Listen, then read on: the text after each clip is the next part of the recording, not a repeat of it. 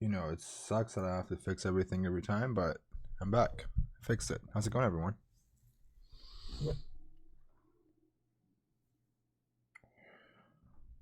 How's everyone doing? What's up, Ash?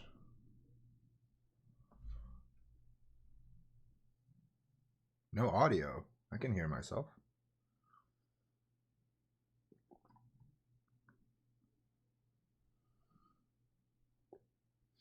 Do I not have audio? Do I have audio now? The audio is good. Cool. How's everyone doing this morning, this afternoon?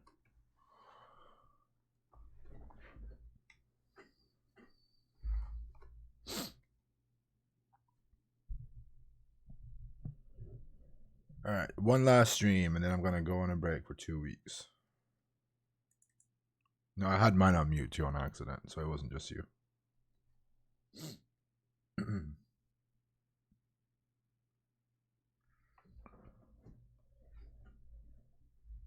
Everyone excited for Mark to join me later?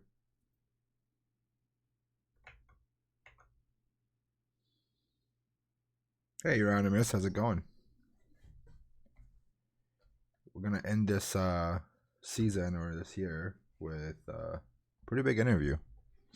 Anyone here not know who Mark Litchfield is? Do you not know Mark Litchfield, aka Bug Bounty HQ? So here is his Twitter handle. There you go. He is on the Paranoid team, and thanks, Ash. I appreciate it. On 5-month streak, cool, awesome. Mark Litchfield used to be the #1, well, at least he still is, I think, #1 hacker on Verizon Media's public program. He's a $1 million hacker. He's been hacking since the 90s before we were even involved. Very good dude, very knowledgeable dude. I think this is going to be a very informative interview.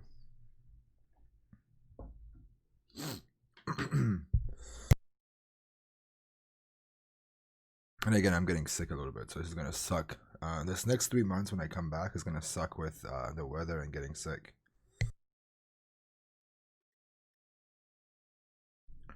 I like this lighting more too. You guys notice the lighting is a little bit darker? I think it makes the Christmas tree look better. More romantic. Does it feel more personal?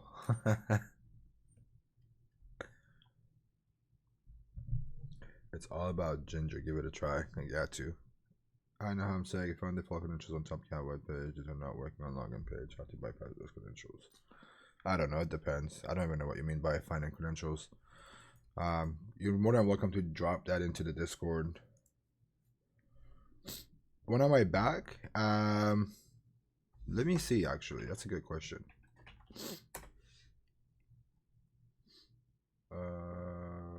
Nope. Okay, so I can't see my calendar. There we go.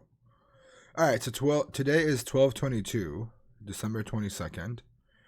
I was gonna stream on Tuesday for Christmas Eve, but then honestly, like, I don't really celebrate Christmas like that. But I also think more people celebrate Christmas than I do, so I didn't want to get on Christmas Eve.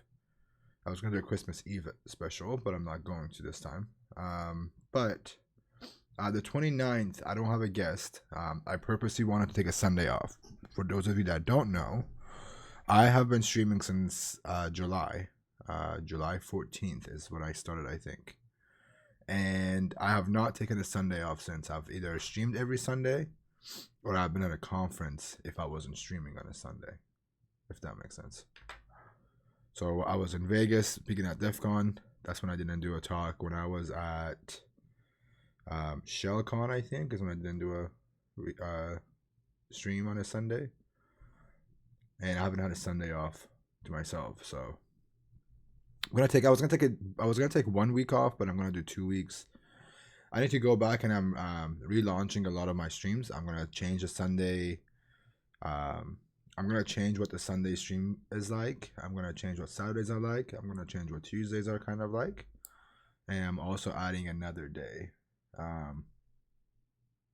Nathan's not here, I don't think. He's helping me out with some stuff.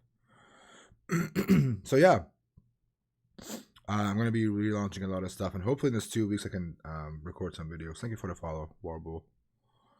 So hopefully in the 2 weeks that I'm gone, people don't forget about me. But if you do forget about me, I'll be back.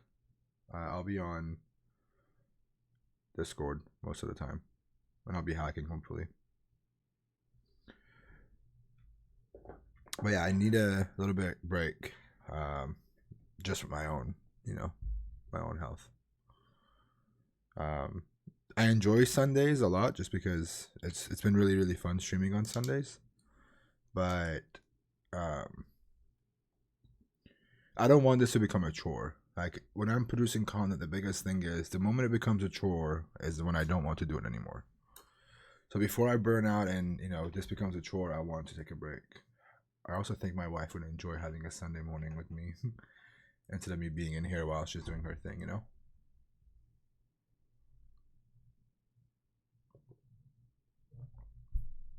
I feel like I'm blending into my chair with this red shirt. By the way, this is the Christmas special shirt. If anyone knows the movie. Oh, CISSP. Yeah, I can't give you any advice. I'm not a cert guy. I don't have any certs. Ooh, for 2 weeks I'm gonna actually get my e-learning security certificate maybe in the next 2 weeks. Who knows? OMG, Sina indeed. Alright. Oh, the Batman decoration. This is the only thing I have on my tree. That's Batman. And so it goes with the rest of my office. Here, I'll show you guys a little bit of what's behind me. There you go.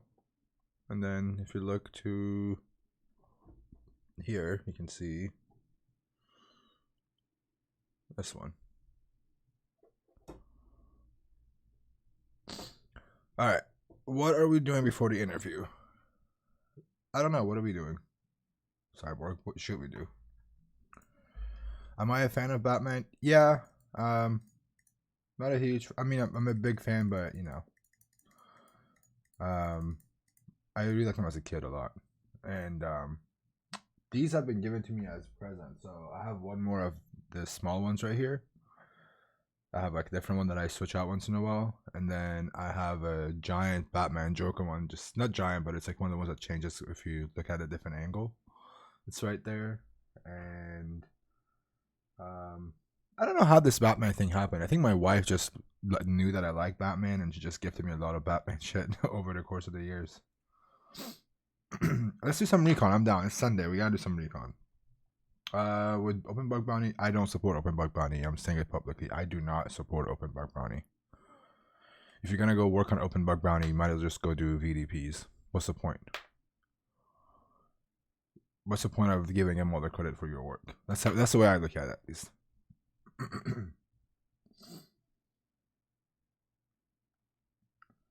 I used to have a shot glass that had a cape, but speaking of mugs, at least I have this. My father-in-law got me this. It's kind of old, but it's getting kind of washed off. I've had it for a couple of years though, but it's getting washed off right here.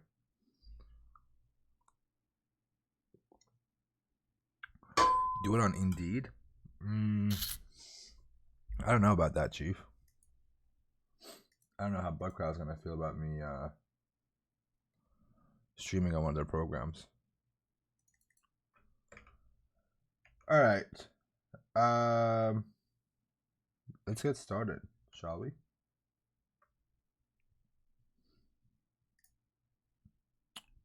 Let me do this so I can have my chat. Let's put you over here. Let's go to studio mode. Where are my other mods? I haven't seen X, Security. Thank you for the follow.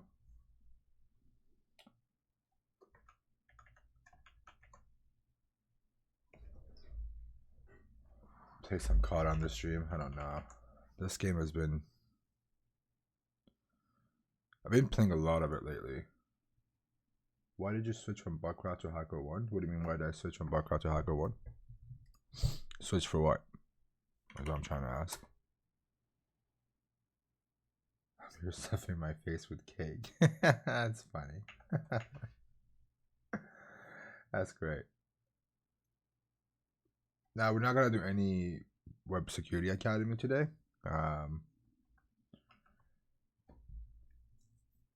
Thank you for the sub, Maple Scissor. It's your birthday, Unanimous? No way. Really? Shodan. So I actually recorded a video. It's the basics of Shodan, census, and search transparency. Maricino. Hopefully when I'm on break, I'll have time to do it. Let's sing happy birthday to Uranimus. Holy shit, happy birthday, Uranimus.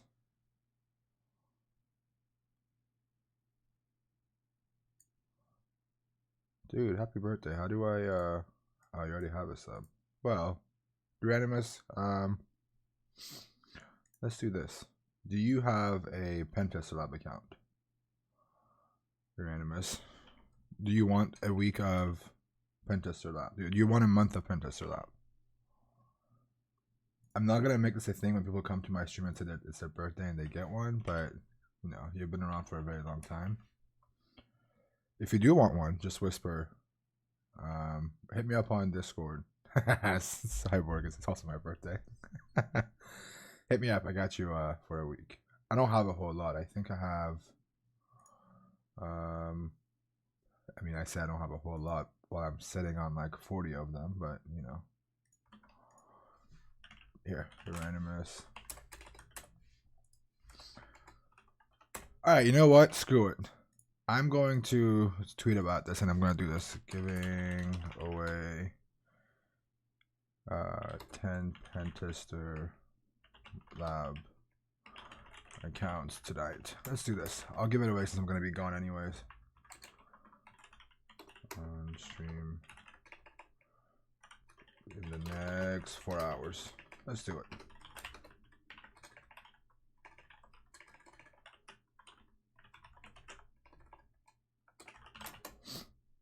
Uranimus, yours doesn't count towards a 10.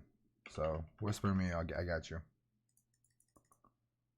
Alright, there we go. Christmas is here. I'm going to be going away for 10 days. Let's have some fun with it.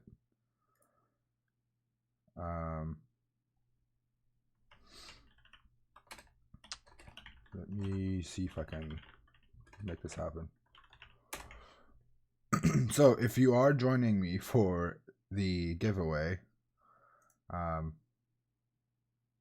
will eventually get it out there. Where did you go, Anonymous? Alright, let me figure this out. I swear. Once I'm done with this, let me send you Anonymous's gift. There we go. Whisper. Alright, I sent you a link through a whisper. There you go. Cool. I have 10 more. I will randomly pick a winner, pick a follower, pick an active chat. So whoever is moderating for me today, if anyone joins and says, how do we give away? Just randomly, I'm going to throw the link in the chat. Whoever claims it gets it. Please don't be a dick. I don't want to be rude, but please don't be a dick and claim more than one. Let people have fun with it, please. I want to do more of these giveaways, so. Cool. So as always, let's do some more. Let's do a recap of 2019. How about that? Let's do a recap of how to do. How does that sound? We're gonna do a recap on how to do Recon without any tools in the first half, and then the second half we're going to cover how to do Recon using some of the basics tools like AMAS, search and destroy, and SupFinder, or SupFinder, and we will do a few other ones. Cool.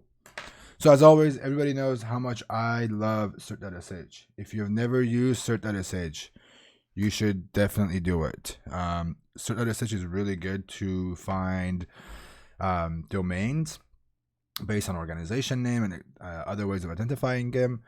And it also gives you a heads up when a new domain is about to go up, because most organizations are going to issue a cert to it. and that takes a couple of days to go in effect, so you can always catch them early before it hits and it works. So if you're monitoring it properly, you will get really good data. And how do you do that is you just go in here, type in yahoo.com.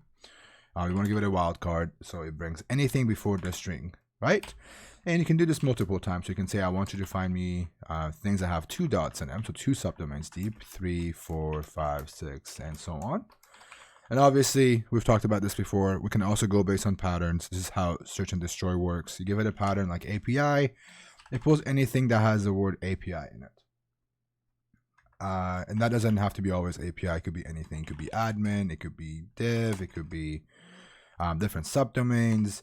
Like we can say, give us every subdomain of mail.yahoo.com. Cool. Super easy. We'll give this one a try.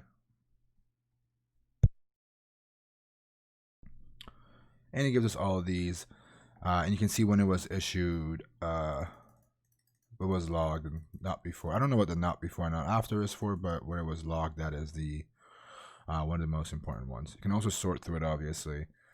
And again, if you're not using search, cert.sh, you can also, if you want to automate it and you don't want to use this version of it, you can also always do output equals to JSON. I don't know if XML works.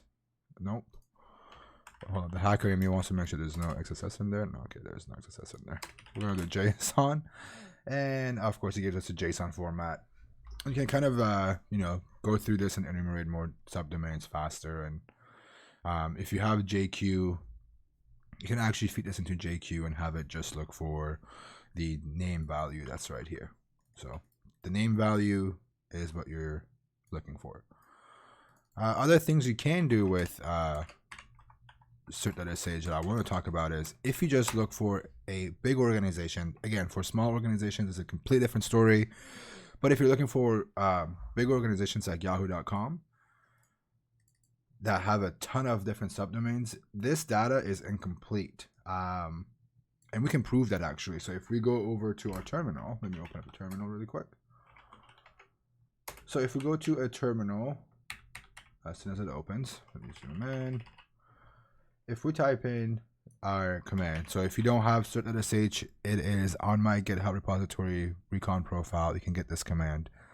But if you type in cert.sh and you say yahoo.com and we get a count, we get a word count for each line. We have 152. That means there's only 152 subdomains on yahoo.com using cert.sh. However, if you find every single root subdomain, and the root subdomain is this, NE1, it's always NE1 for this one, but the first subdomain that you find, not anything after that doesn't matter, but this is the root subdomain that we care about. If you run that on NE1, you can see that this subdomain alone has 186 subdomains underneath it. So that already is a lot more than what you would get by just running cert.sh.yahoo on yahoo.com. So the reason why I wrote cert and destroy is to actually find root subdomains. So what this does is it hits cert.sh the same way we would normally do, but I've given it an array of keywords that it enumerates to. So it looks for internal, prod, sandbox, stage, test, UAT, dev, corp, and so on. You can add more to this list. So what it's doing pretty much is putting API right here and pulling all the subdomains from it that has API in it. This is very, very useful for big targets like Yahoo, Google, Facebook, IBM, Ford, these huge companies that have a ton of subdomains, ton of old subdomains, and you want to make sure you catch them all. So when you look for API, it's giving you UDB as a root subdomain, APG, BF2, GQ1, IR2, SG. These are all different subdomains. And then what you can do with search and destroy is once you get this list of all these root subdomains, you start one by one enumerating more on top of it using cert.sh, or you can actually go to stuff like AMAS and feed it a list of all these different subdomains that you have found that are root subdomains. You got to catch them all. As always, you got to catch them all. So that was how to use .sage and how to use it efficiently, not just use it, how to enumerate different domains, how to find more root subdomains, and also like the biggest thing is understanding how a company, the name convention, how do they name things the way they do? You know, where is all the dev staging sites? Where are all the prod sites? Where are all the corporate sites? Where are all the internal tools, right? So I use .sage as a baseline usually. So next we can jump into census. And with census, you can do similar things. Again, I'm gonna have a smaller video of this. I have to log in, so I can't do that. With census, I have a video coming out. Pretty much the same thing. What I do recommend for census, if you're new and you have never used census, the IPv4 and the certificates are good.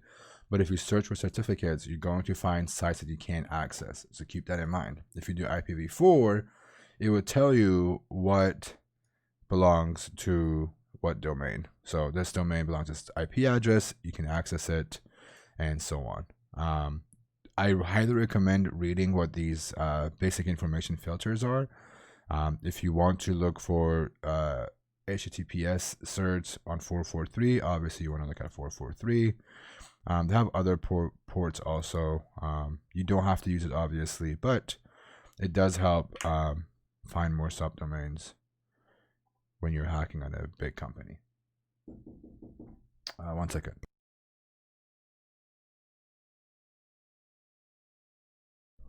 Cool. So we have 443. I think you can do more than just 443. They've added more. They've added more options, but again, if you're confused and you don't know how to use it, just type in a site, corp.yahoo.com. It will give you examples of ways to identify it. So you can just copy the subject, alternate name, DNS name, put it in there, and look for bf1.yahoo.com, for example.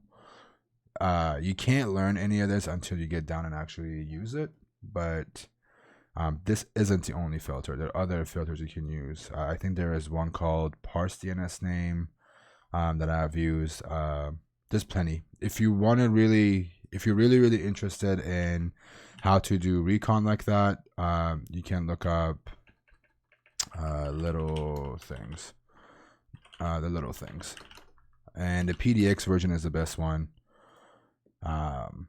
There's a talk right here you can watch. I'm not going to show it, but this talk is completely dedicated to Cert Spotter, Cert.sh, doing content discovery, asset discovery, high route lazy recon, and also I show a few insane chains of how I went from recon to finding a subdomain, and finding that subdomain, doing a directory brute force, finding an internal site, and then using GitHub to pretty much get more information about this target. And I eventually had access to some internal APIs, and they gave me like a 5K bounty from it. So if you're interested in doing more than just what I'm doing today, you're welcome to check this talk out on the B-Sides Portland YouTube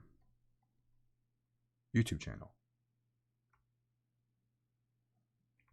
Cool. So we can do Shodan next. I'm not gonna log into Shodan. Shodan is worth it. $40. You can do a lot of stuff like org. You can do it based on domain. You can do it based on SSL cert. Again, I'm not going to do it because you have to be logged in, but really handy to find stuff based on IP address, and you can really specify what kind of search you're doing. So Oath Holdings obviously is going to be the top result because that's who owns Yahoo, and it's a Yahoo space. And they let you also filter based on the product you're using, if it's Nginx, Apache, Tomcat, whatever else. And Leonard King, you need to turn your remote desktop off. Cool. So that was Shodan and Census, and then my dog's in the background barking. You guys Shodan for $1? That's cool. All right. How's everyone doing in chat? You gotta keep up with chat really quick. Have you ever used Rapid7 Sonar Data for subdomain immersion? I have. So what I recommend is, if you haven't watched the interview with Irby Sam, Sam actually has really good data on this. He has 2 subdomains that he talks about. You should look into how he uses it. I use his data over using the Sonar on Rapid7. I think it's a better way of doing it. $1 Showdown was the best of the year. Yeah, I'm thinking about actually buying an API developer account from Showdown because of I want to do some research on Showdown and Census, but we'll see. But $1 is pretty good. I got mine for $40 a few years ago, which was great. Student account expiring soon. I think honestly $40 is very worth it. Channel points, new thing on stream. Yeah, I don't know what the channel points are. Hopefully they're useful.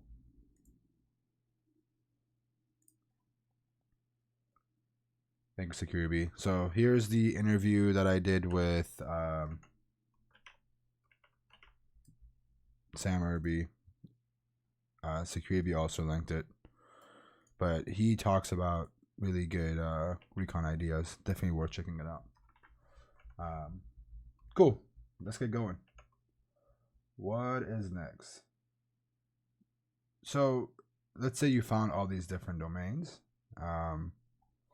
Where to next? It's really hard to say where to next because it depends. What did you find, right? If you're finding a domain that's let's see if this works. If it's a domain that gives you a 403 or a 404 right off the bat, you know, where do you go? Usually what I do is I try to so there's 2 things you can do. When you get all this data, let's take a step back. Let's say you find all this data. I'm gonna pull up my terminal. So let's say we are doing Recon and I've already done search and destroy. So I'm gonna go to my tools. Let's go to search and destroy. Let's go to data. Let me source my profile so the colors come back. Let's do, is this a good one? Nope. No, don't do that. So I have a, let me find the right domain. I think this is it. So I have a list of all the Yahoo root subdomains already. And this is it. So let's say you have all of these and you've gone every root subdomain. What I would typically do is I would just get the data underneath every single one of these. And let's say you've done that. So I think I've done this with what latest is.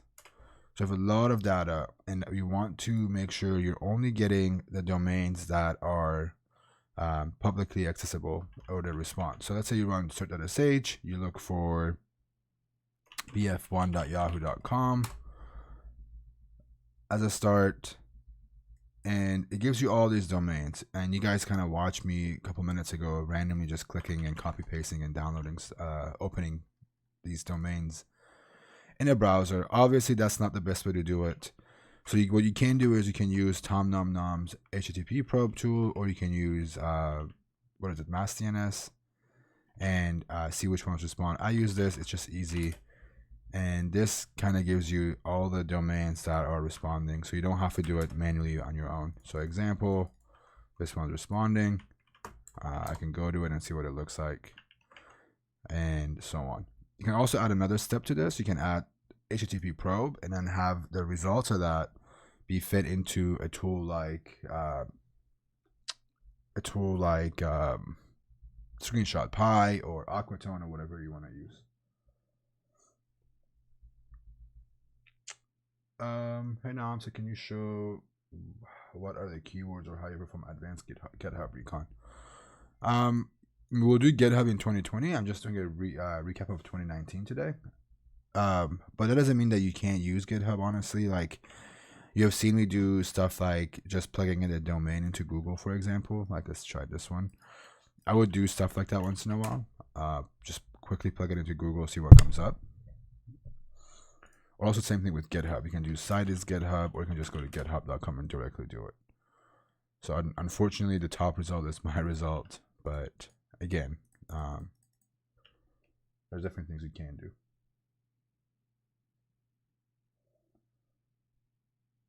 I think this whole video is going to be, I don't know, honestly.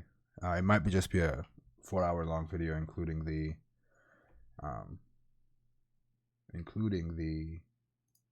interview. Cool. So, again, like I think a lot of people understand that I do a lot of SH just because it makes it easier. It makes it easier to get data as quick as you can, but that's not necessarily the only way to do it. So you guys have also seen me in the past do stuff like, so once I have all of these,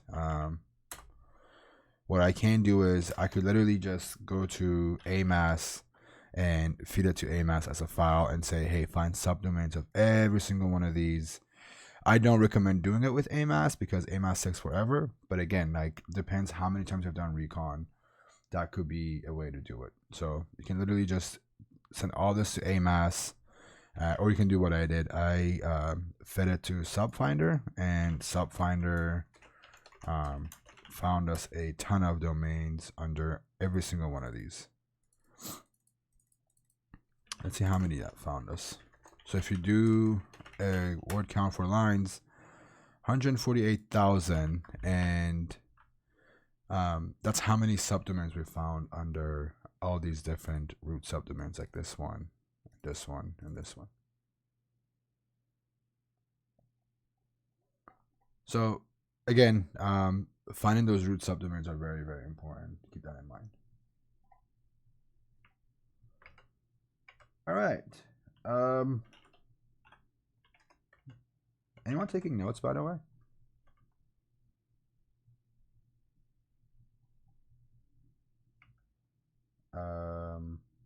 Let me see really quick.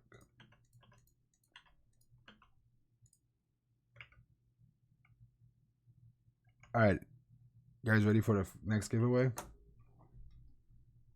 I want to know who claims that first. Can you drop whoever takes that? Please tell me whoever got claims. I want to know who it is. You trying to take notes? Sorry about that. It's used already? What? How? Oh, you okay, someone used it. Man, could you grab it? That was definitely not used. Yeah, someone grabbed it as soon as I posted it, I think.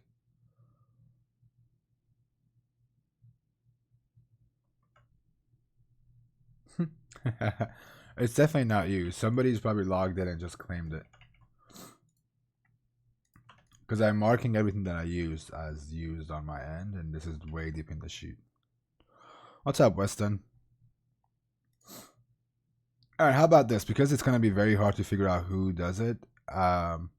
When I say, the next time I'll do it, I'll say, I'm going to say, hey, I'm going to give away, and whoever comments first gets the giveaway. Yeah, let's do it this way. We'll do it based on the comments. Yeah, the other thing with AMAS is make sure your Golang is updated. I don't know if that's what you're talking about, Neo, but if your Golang isn't updated, it's going to be very hard to, is it /v or version maybe? I'm bad at Go. Is it this way? There we go. Okay, so we'll do comments. Next giveaway, I'll just say first person to write this following sentence the fastest wins. All right, you guys ready for the next one? Whoever writes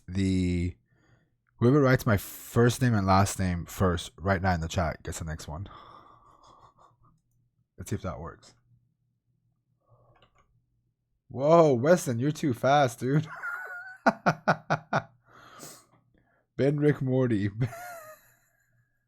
Oh, valid point, Mustafa. Valid point, but all right. So that one works better. We'll do it that way. Okay, that was a test run. I've given out 2 so far. I'm gonna give that one out to Weston. All right, so that one works better. It looks like.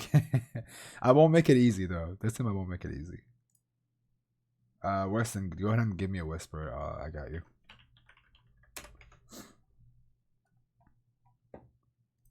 I won't make it easy next time.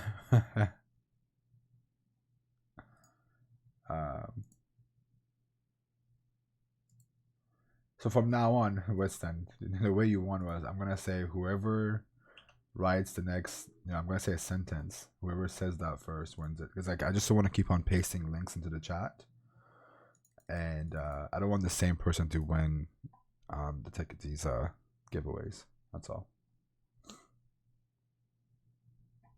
So you were the first to write my full name when I said write my full name first, and you win. All right. Okay, that one is not taken for sure. We're good. Cool. So we did cert.sh.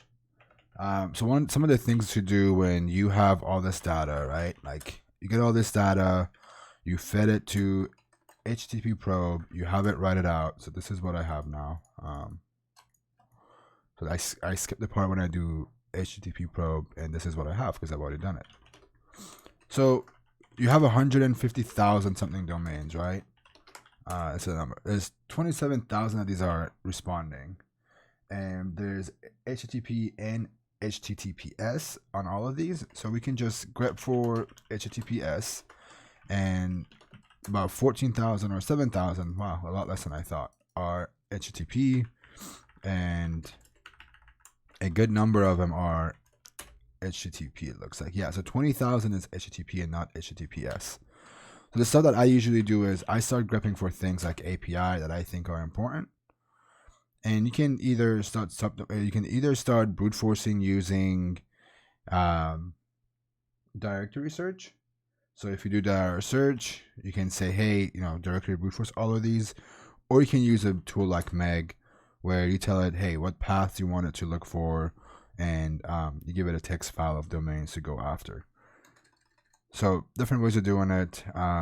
We can try Meg on this really quickly. So let's do everything with HTTP in there, and we're going to add it to http.txt. There's a lot of followers. Thank you for the follow today. I appreciate it. So we have http.txt. We can tell Meg to look for these paths. So we're going to look for application.waddle, because usually that's where I find a lot of API documentation. You can do API application.waddle, Swagger UI, anywhere it doesn't have to be these. Like these are things that you will learn as you gain more experience, and you want to see if you can find them really quickly. So you can say API, again API Swagger UI, and we can do Swagger UI, and what else? API Swagger UI. We can also do V1, V2, API V1. Just easy things that you can look for. I think we have something for this already, so I'm going to use that path instead of this one. Let me get the right file. Yahoo. Nope. Hold on. Where am I? Hold on. That's why. So we want to go after maybe yahoo.txt. So I'm going to just do these right here for my paths. Path.txt. Paste it. Oh, I'm a noob. Do I really have to do all this? I know there's a way to do this with sed, but I don't want to do this.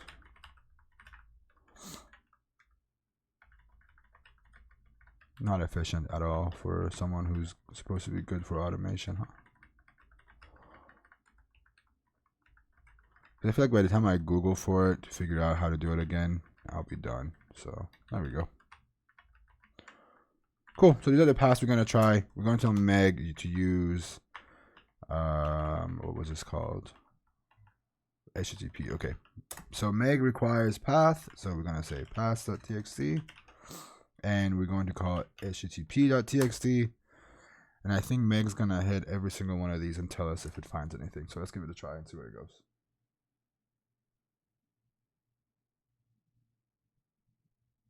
Thank you. Sorry I didn't get to finish typing before cat stepped on my keyboard, but thank you for keeping up with my questions for Ben. I had like 5 questions wrote down I wanted to ask him.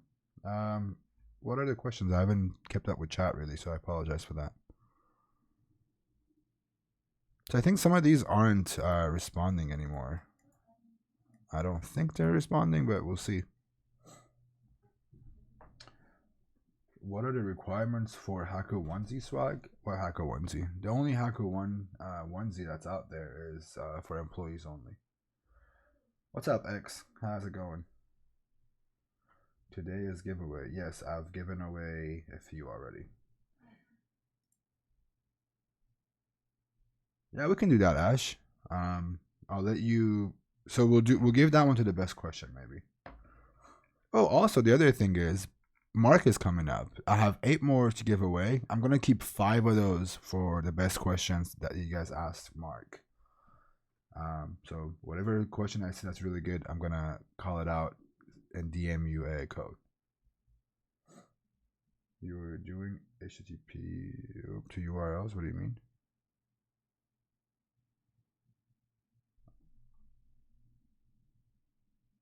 Mr. Bug Bounty HQ, he's coming soon. So we're going to run yeah, we're running it on all of these with the API in them, I think. So Meg is going to look for a list of files and a large list of hosts. So you can say, look for all these different paths that I've given you across all the assets that are listed in this other file. Let me cancel this really quick and let's see what's in HTTP really quick. Oh, that's a bummer. So let's do this. I'm gonna remove http.txt and I'm gonna redo it really quick. Let's grep for let's do for API really quick. Okay, so that's that.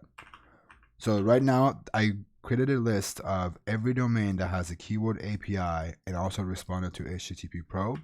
And now I'm telling Meg, hey, I want you to look at all those domains and see which one of these paths are gonna be coming back. I gotta remove these actually. Hold on. Let me clean up paths really quick. So these are all the paths that I've given it that are important to me. I don't care the ones that have exe at the end because I can't define an extension for it. But everything else is good. So these are all the stuff that Meg is going to look for. So let's do Meg path HTTP. There we go. This might be better. I don't need to be on Tor. NL. I'm not doing anything to hide my identity when I'm hacking on Yahoo. This VPS isn't my IP anyways. But at the end of the day, I have permission from Verizon Media to be doing this, so I'm not really too worried about it. Hey Nelk, what is the best tool for brute forcing subdomains? I like AMAS. I like Subfinder. I like I don't like really subdomain brute forcing tools, to be honest. They take way too long. But if I were to use it, I used to use Knock, and Knock hasn't been updated in a while, I feel like.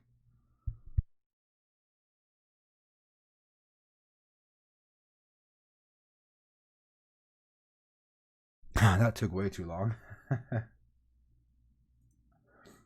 Isn't it better to get rid of failed requests with Meg? You can, but it doesn't hurt to see what's coming up. I think a lot of these hosts that we had already are no longer responding anyways. But there shouldn't be too many.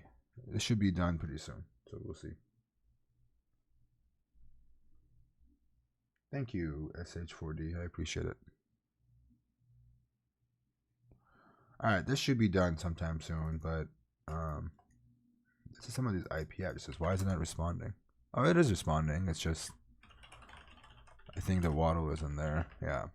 So the reason why, again, the reason why I look for application waddle is in the past I've identified that Yahoo does a really good job of leaving application.waddle, where is the API specification behind. So I'm using that experience to see if there are any other subdomains that have a similar issue. I am noob. I just explained what the purpose of Meg was. You're welcome to watch the VOD later and see what the purpose is. I think you asked the question twice already. Cool. This is still gonna go for a little bit. All right, so let's talk about more Recon. Another thing you can do is just straight up go to Yahoo or Google and look for stuff that you're hacking on. So you can do this to look for every site that has bf1@yahoo.com in it. So it brings you different hosts, different files. Obviously, you can change that to whatever you want. It could be yahoo.com. It could be a subdomain. It could be a root subdomain. The list goes on. Easy ways of enumerating stuff.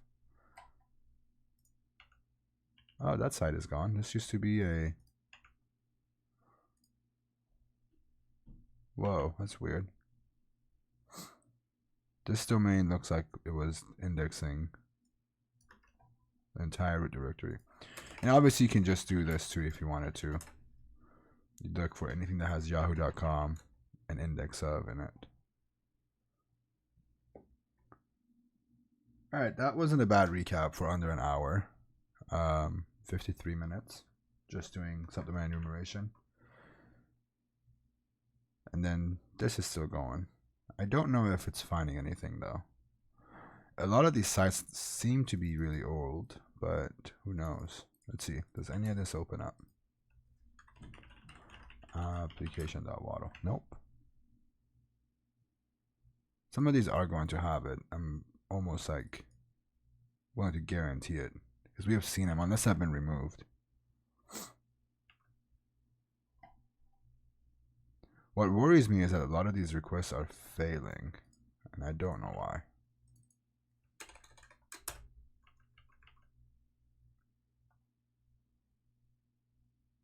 Alright, let's make this easy and let it do its thing.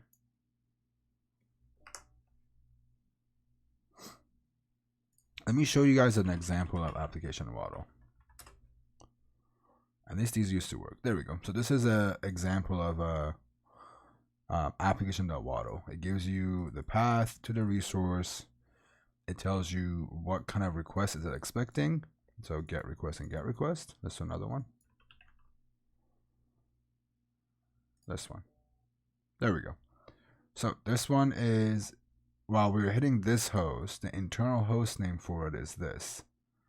And if you go to this, you will not have access to it directly. Oh, you do have access to it. I'm going to eat my own words. Cool. So this one actually you have access to. So this is what we're hitting. This is 404 for one push under API. But if you do this, you get the same error. So we can do the next path. So the resource path is within one push v1. Message status is post. So if I do this, it should tell me 405 or method not allowed. Method not allowed 405. So that means it's expecting a post request. And during that post request, you're supposed to send this in. So inbox ID, producer IDs, type, status, they're all strings. It's expecting you guys to send this. And also in header right here, the style is a cookie header that's expected when you send this JSON format application post request. So you can also focus on different resources. So if you're not interested in that one, you can close it. Nolder v1, you're not we can close it. So this one is a get request.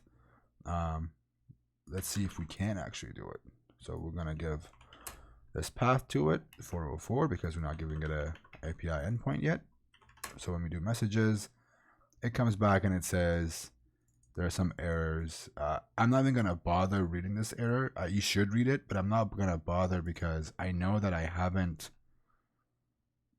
put in any of these. So if I go close test, invalid value, so we have to brute force for it. When I put 1, it says invalid value. You can do different things. You can see if there's any template injection, command injection. You know, it gives you an error that says it must match this regex. Like there's a ton of stuff you can do. So the categories is going to be very hard to figure out, but you have to keep on poking at it until you get it valid. So for this instance, this is where the burp intruder or any other fuzzing tool that's automated works. You can literally get a keyword of things and put them in here. and you keep on doing it until you don't get this invalid value error. So you would have to go based on the error type that you're getting. But let's keep on going. Limit is another one. Let's put that in here. We'll put limit as 5, but it looks like the category is still invalid. But if we do without it, it says message must not be null, message template, blah, blah, blah. Let's keep going. Offset, let's give it a 1. But I think until we have a valid category, it's not going to work. And I don't think the category is going to be, yeah, it's not going to be easy to guess. So it's going to be very, very hard to find what these categories are. But the other option you have is sometimes you can see a endpoint that actually is a categories endpoint. There isn't one here. But there's times when you can literally use another API endpoint that gives you the information you need for whatever parameter or endpoint you're fuzzing. So keep that in mind.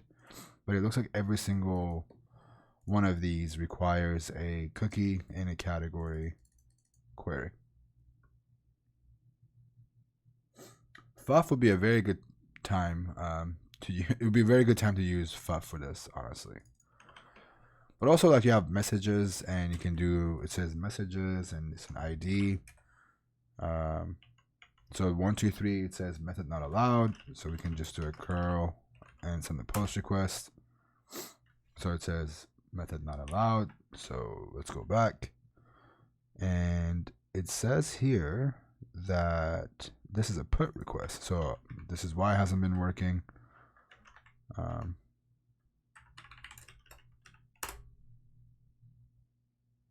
And when you do a put request, obviously it's going to expect us to give it something like a template maybe, or a name is, hold on and see. Message ID. This is what we're working on. Parameter must have an ID. We're giving it that ID. Input request. So we need to have a header for cookie, and that's about it. So this is where it gets more fun. You have to figure out blindly how this API works, or you can go on GitHub and see if unsupported media type. Nice. The other option you have is just copying this. Just what comes up. You never know. So let's see. WebEx. Let's see what it looks like on WebEx. So WebEx uses this, but they have room ID, mentioned people before. So the parameters don't match up. We can skip it. I don't see anything that represents what we're looking for.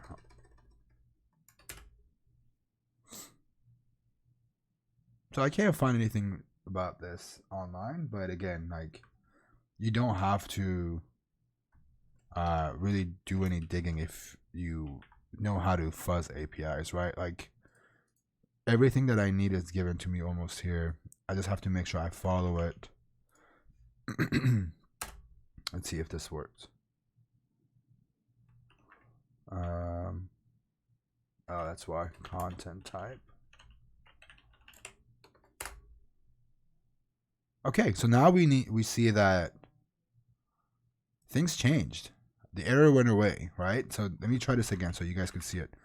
I was originally just sending in a put request with just an empty JSON string that's saying nothing equals to nothing, pretty much. This could be like, for example, here we could have message content. Who knows like what that variable is, but I'm just sending in an empty string to see what it comes back.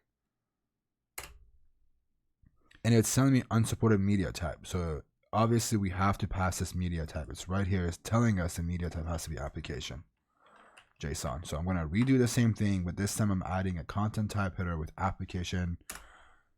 And now the error changed completely because of the values that we have in here. So this is a very good start to fuzzing this API. So now it's saying, you know, there's errors here, and I don't want to test these on stream anymore. Let's see.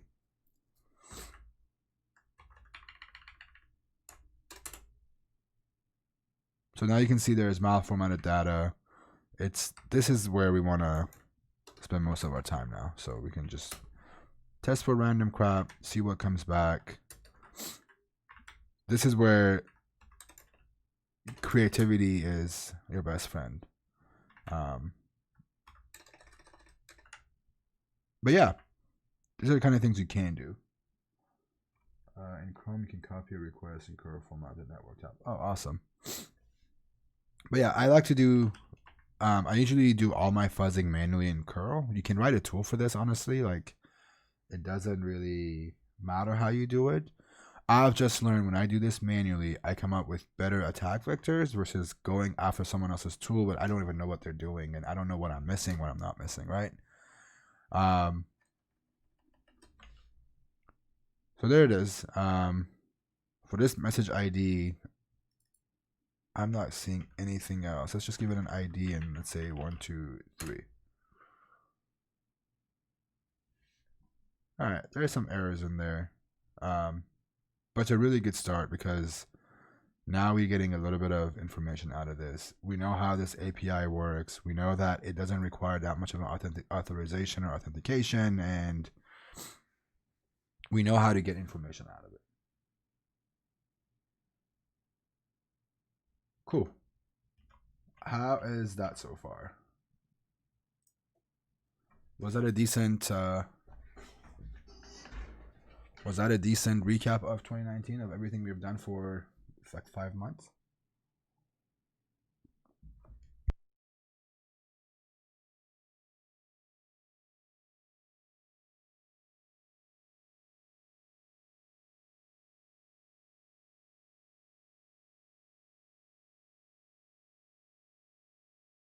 Thank you for the sub. I appreciate it.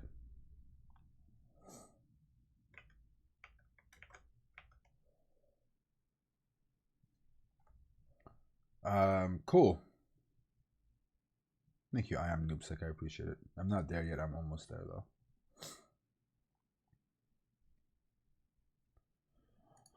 So what else did we do? Thank you, HSP. I'm trying to think. It's been a while since we've done a recap. Thank you for the follow mails. So let's see how Meg did. Let's go to out. Ooh, okay. Oh shit. Oh boy, oh boy. There's an index, right? Yeah, there's. Okay, so now that Meg is done, Meg does a really good job of indexing everything. So if you hit the index file, it gives you the output of everything that has done. So it's giving you 301s, 404s, 502s, 300s, whatever, right? Let's grep for 200s. Okay, so some stuff is coming back as 200. I know some of these are false positive, including the one that I'm about to hit. But you never know. The other option you have, instead of opening them one by one, you can actually do stuff like you can cut the first space and other way around, I think. So if you do this, not what we want. Let's try it again. So we want to get this bit. This is the second thing for space. So let's do 2. So now we have a list of it. Everything that it came up as 200. So we gripped all the files that Meg has found. Anything that Meg has found a 200 for, we cut it so it only gives us a URL. We can feed this to Aquatone, so we don't have to one by one look for it. So let me make an Aquatone, and let me go to Aquatone. So this does the screenshots.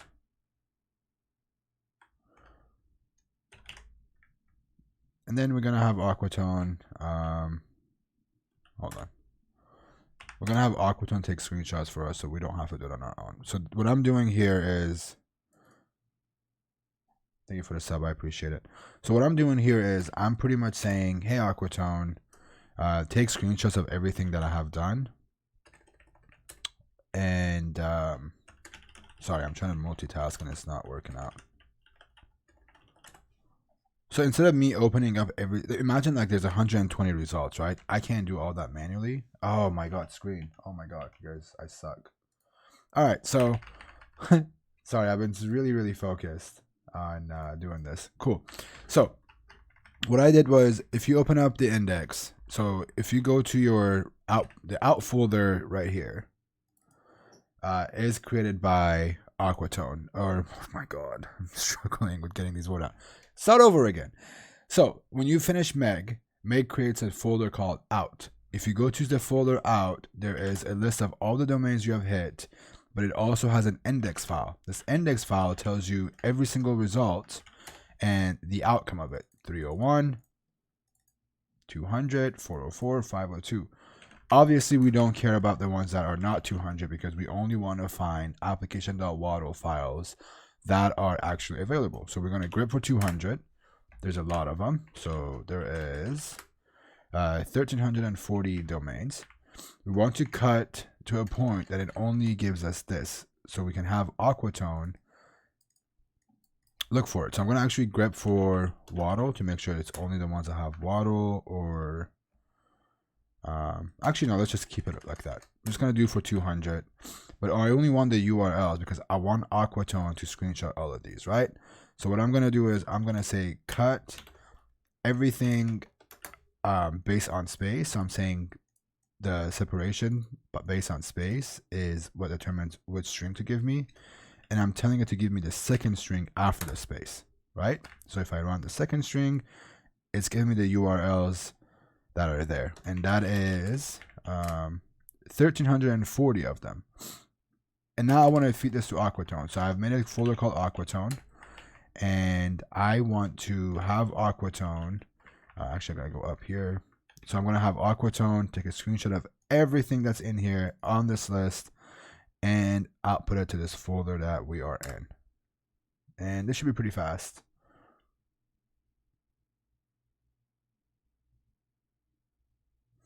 Accesses on hidden fields. You should just look at the Portswigger article that's out there. There's a really good one out there for it.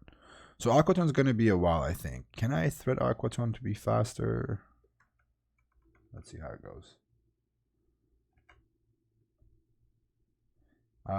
Yes, Kier, thank you for the sub. I appreciate it. Tag Boron, thank you for the sub as well. I appreciate it.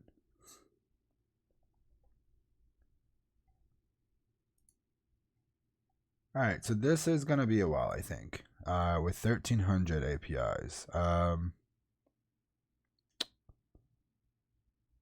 Let me think of how we can. Let's do this based on application waddle first. So we'll do the waddle one first. So anything that has waddle, it will take a screenshot of, hopefully.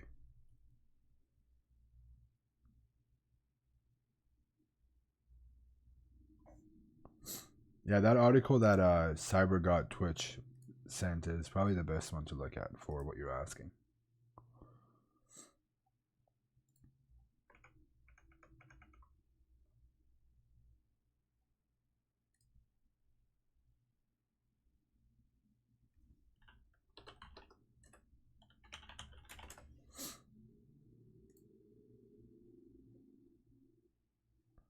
All right, so Aquatone's going to be a while, I think.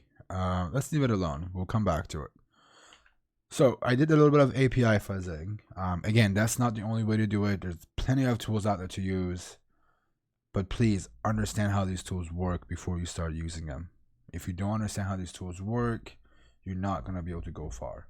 And that's coming from someone who tried to take the shortcut in the past. Don't take those shortcuts. Understand why these tools work the way they do. Don't reinvent the wheel. Don't go and recreate those tools. But understand why are these tools created. Someone just gave me a big yee. Bitcode.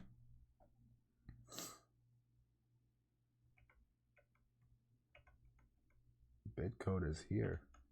Why to make an entrance? For 5 months. Holy crap.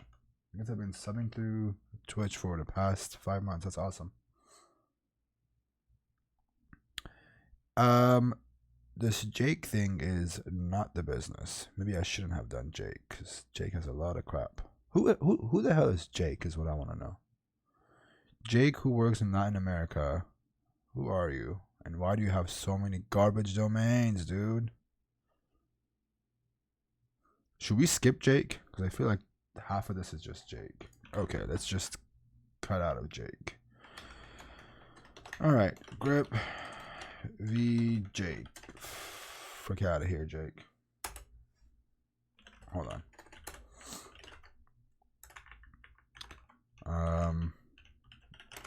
Now that we are here, let's give it 50 threads.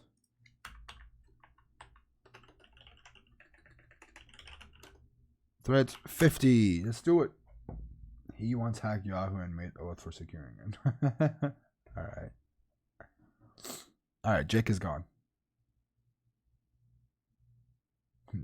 Bitcode is Robin. NahamSec is Batman. Bitcode is Robin. Not gonna lie, Bitcode has helped a lot with this channel. A lot of the emotes and stuff that we have put on, it's created by him.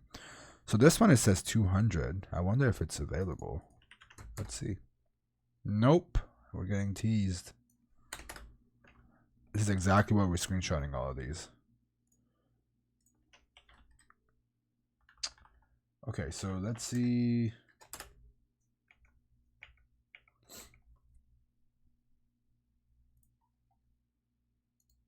By the way, did anybody watch the stream from last Saturday? The Recon.dev stuff we're working on? I gotta finish that up next year. We're definitely gonna bring back that project for sure. Alright, so screenshots are going through. Screenshot got timed out there.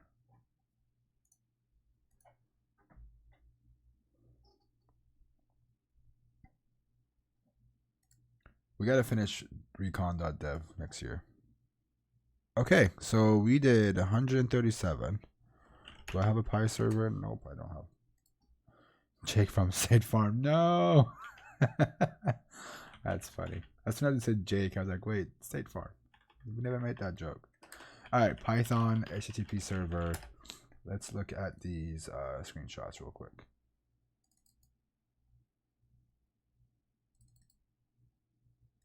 Thank you for the follow. I appreciate it. I think the first thing I'm going to do as a stream next year, I'm going to do my QA.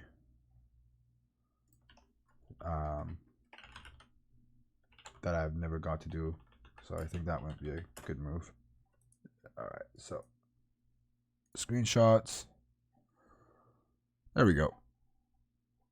Not a whole lot of them though. Where I thought it was supposed to give me a report. There we go. Alright, so where's chat? Hold on. So a lot of crap that I expected a lot of this to be false positives. And I think we've done this before, but really, there's no there's got to be an application model. What do you mean there isn't any? That is so weird. Is everybody else hammering this? Hold on, let me pull. Wow, you guys are hammering this server right now. Oh boy. You guys are hammering the crap out of this box. It's all good. Okay, well, it looks like the screenshots didn't do a good job because obviously I have some API application waddle. Let's see, application waddle. Where is fantasy in any of this? Is what I want to know. Okay, I'm gonna kill the screenshot real quick. So what I'm trying to figure out is what are the ones that I manually found. And let's see, fantasy. Oh, that's because it's HTTPS, that's why. Okay, let's do one with HTTPS now. Screw it. Oh, that doesn't work. Alright, I'm running another Aquatone. So I'm running. I don't want to put you guys' API just down here. There we go. So now I'm looking for anything that had the word API in it. Let's see what that finds. Lots of questions. Hold on. Let's see. That's great. On GitHub. Can I install with apt-get? What are you trying to install? Oh, AMAS. Yeah. You can install it with. There's a good guide on how to install it on their own repository. Are you going to explain how to approach smaller project with smaller scope as well? Maybe. Yes. Biaku. I can't say your name. I apologize. But There is going to be something next year that I'm going to work on to definitely address that. Chew 2. So this is a bug bounty. Yes, I am working on the Verizon Media / Yahoo bug bounty program. Is Aquatone faster than Eyewitness? Yes, but I'm starting to prefer Eyewitness more than Aquatone. I've used it a couple of times. Excellent work, whoever wrote that. The West End, yes. Hit me up on Discord, we'll talk. What bitcode NahamSec has so much Batman stuff? Yeah. You see that behind me? Okay, 91 screenshots. Let's do this again. Okay, kill all 9 Python. Let's move this here so you guys' IP address is not being shown. Cool. This one looks pretty interesting. Why does it look so weird? Huh. You guys should hit this. Looks weird. I've never seen that error before. Yahoo doesn't do it like this. Alright, let's see. Garbage. Ooh, what's this? Swagger UI, maybe? Nope. Wait, maybe. No, that's not Swagger. Oh, it gives us that no matter what. Okay.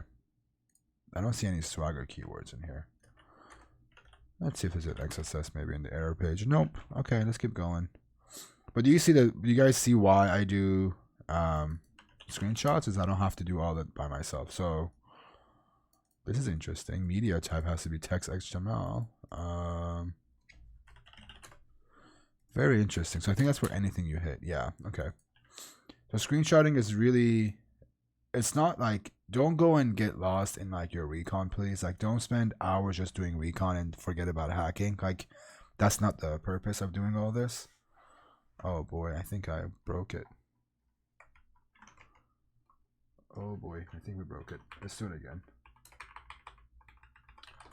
I'm gonna remove all of this, and then I'm going to run Aquatone again really quickly.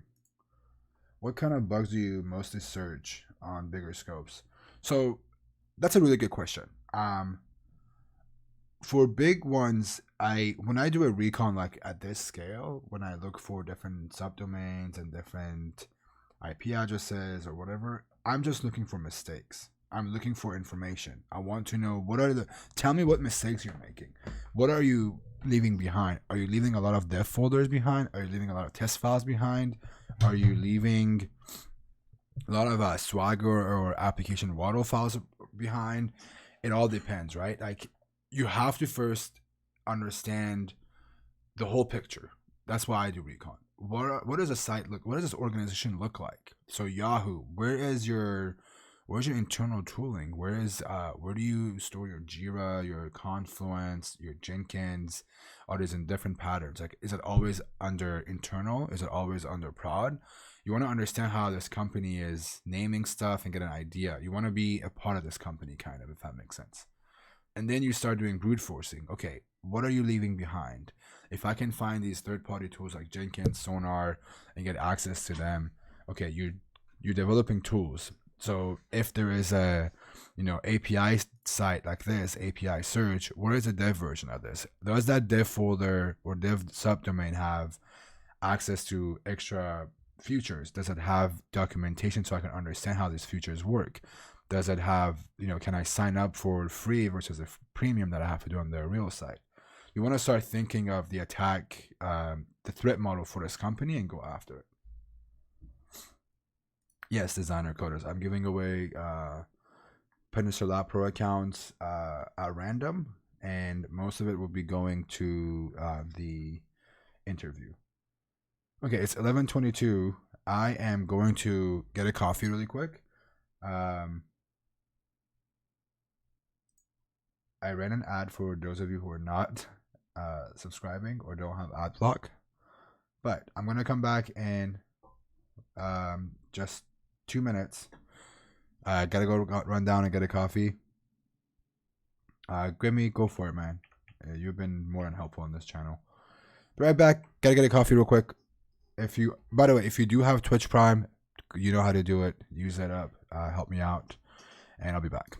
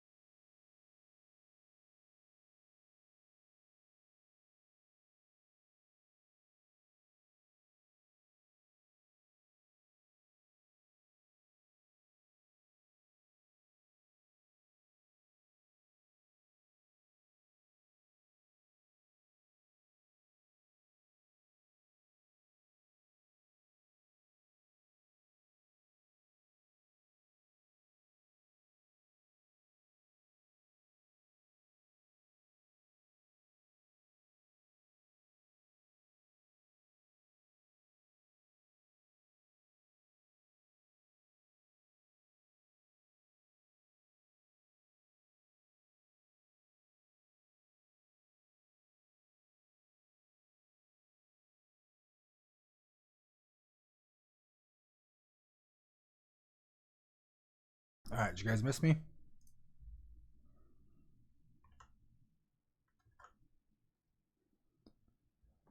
Will this be available? Yes, they will definitely be available. Oh man, I said, did you guys miss me? He said, not at all. Rip. All right. Where were we? I have 30 more minutes. Let's keep going through these screenshots. So there's a lot of stuff here so far. We're supposed to redo the screenshots, huh? Okay, so screenshots went up again. All right, everybody, hammer the server with me. There we go. It's coming back up. I think, hopefully.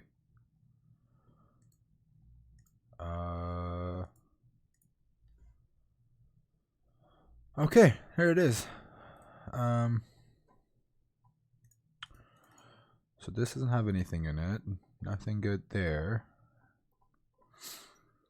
I really wish one of these application.waddles would have hit. Alright, you know what? This is what we're gonna do. We're gonna change our approach. We're going to have I don't want to waste too much time showing that. Does that make sense, or do you guys want an actual example of it? Because I can do that. Let's see.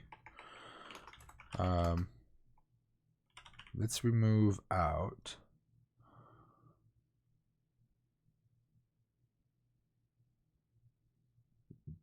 I was wondering if you'd be open to reviewing a CFP. Absolutely.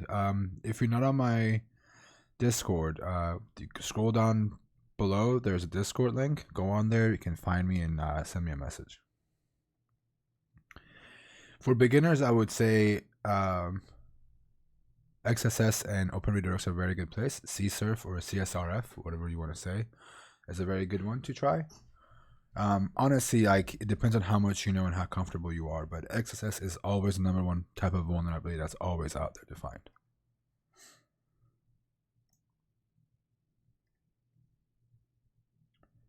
Okay, so I'm going to remove this, unfortunately, and I'm going to remove our HTTP domain that we're doing, and I'm going to have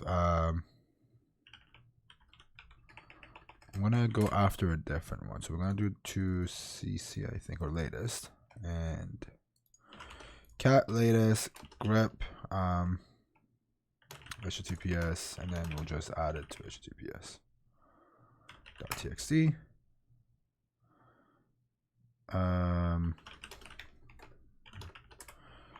Let me make sure there isn't. Oh, okay. I need to do that then. So let's do that again. I want to dedupe, so what I'm going to do is I'm going to give it a sort U, so it just sorts them based on uniqueness, and we're going to add it to that, and then we're going to tell Meg to do this, and as soon as this is done, we can go through the rest of the file. Hopefully this is going to be done soon without having to go to the interview.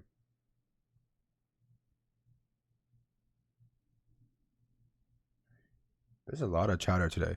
Hey, can you guys all do me a favor? I want to see where's everybody from, even if it means saying EU, Asia, or the country you're from. Like, you can say continent or the country.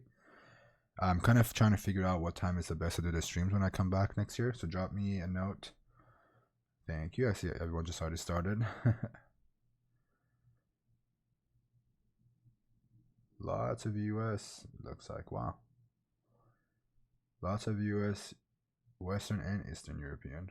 Holy crap. Cape Town, South Africa, India, US, Cali, United Emirates, India. I'm trying to read everything. Mars. Madagascar, holy crap. Iran. What's up, Iran? No way. 330. Chile, Maldives, US, Tunisia, Belgium, Brazil.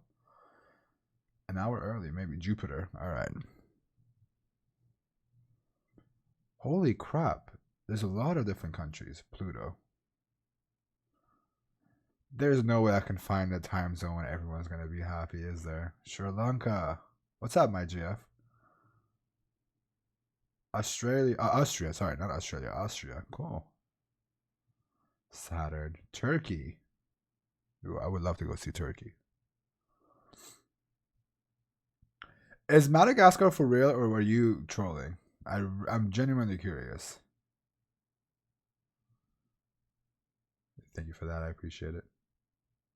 Thank you for the follow.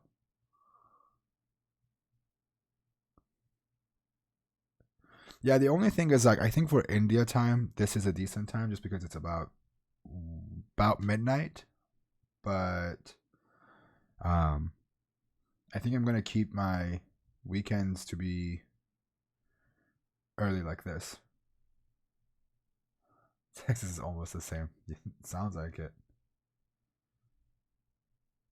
Yeah, I think India is the only one that's gonna have a hard time watching these.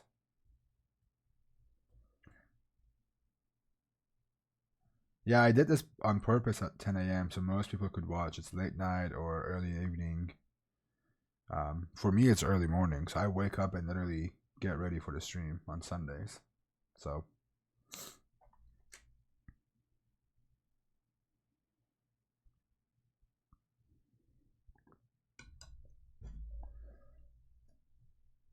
that was a lot of different countries. I'm really impressed with how many different countries are in here.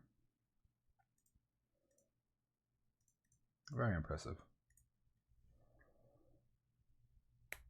Yeah, I mean, most hackers are going to be up late anyways. The only country that's kind of not, um, the only country that I doesn't get to watch is India, which I feel bad, but that's also why I post most of the videos online. So if you're India, it's late for you. You have school tomorrow, you have college, you have work. It will all be on YouTube. So head of hacker education on Hacker 101. So if you go to hacker101.com is where we produce free content. It's free. You can absolutely log in with your HackerOne account and use it all. And that's where I do a lot of my education stuff. I don't do peer-to-peer as much. I offer my own trainings. There may or may not be something next year, but we'll see about that. And I am from Iran, yes. I am NahamSec. Do you think H1 tiers get overwhelmed with the amounts of reports to triage? Is there a quota? I don't know, honestly, if there is a quota. I was the first triage analyst hired at HackerOne. That was almost 4 years ago. I don't know how that side of the house works anymore, but it is overwhelming. When I was doing triage, it was a smaller group. It was a smaller amount of programs. It's overwhelming. People that didn't know. So I was anonymous as a triager on HackerOne. And people would just make comments saying, you don't understand. I'm like, if you knew who I was, you talk to me on a regular basis. You're sitting on the other side of the screen telling me I don't understand hacking when you come to me with, questions and ideas. It is overwhelming. It's a hard job because people assume we know everything when we don't know the side as much. But also, like, I've seen some reports that are garbage. Like, some are really, really good. Sometimes we don't understand it. Sometimes they're really, really bad written, and we can't understand it and help, and we get blamed for it.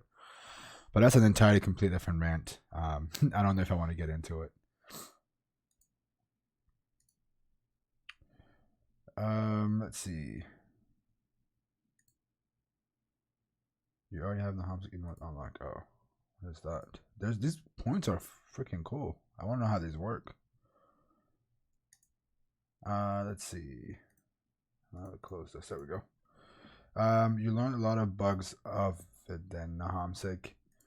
I did learn a little bit, but it's such a fast-paced thing. Like you just start realizing that you don't care what the bugs are anymore. Sometimes you go, "Oh, that's a cool thing," right?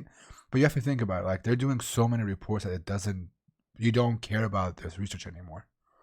Thank you for the follow, Q. I appreciate it.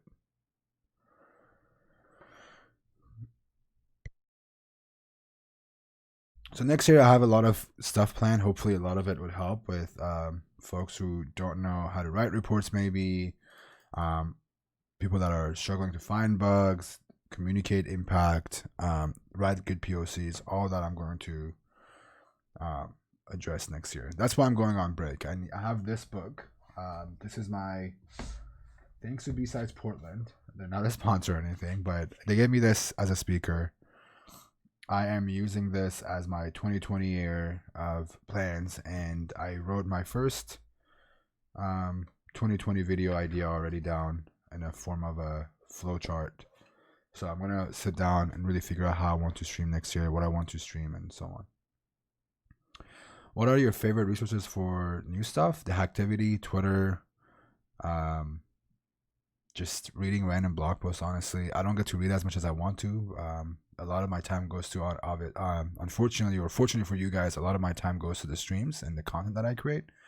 So I don't get to do a whole lot of the hacking as I get used to. But when I do get the chance, honestly, hacking itself is the best resource.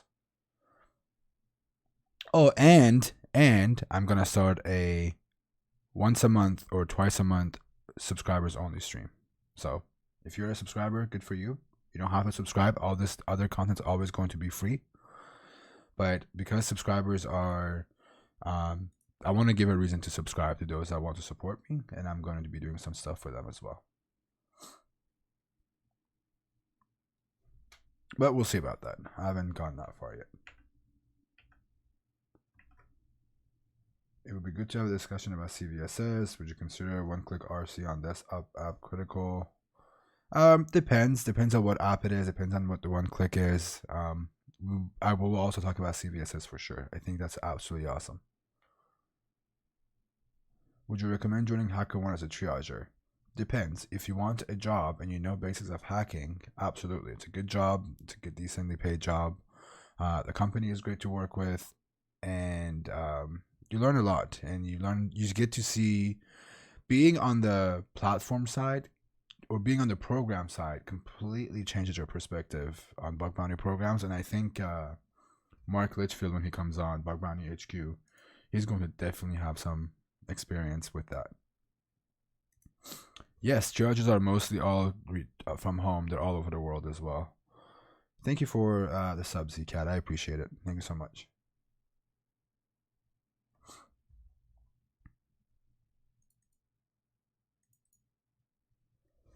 And to be very clear, the subscriber thing that I said, sub only, my content is always going to be free. I'm not going to ask for money for anything that I've been producing. You guys have already been very supportive and very good to me. I'm never going to charge you for any of the stuff that I'm doing. The sub thing is I just want to make sure that people that are going the extra step to support me get something extra as well. So just keep that in mind.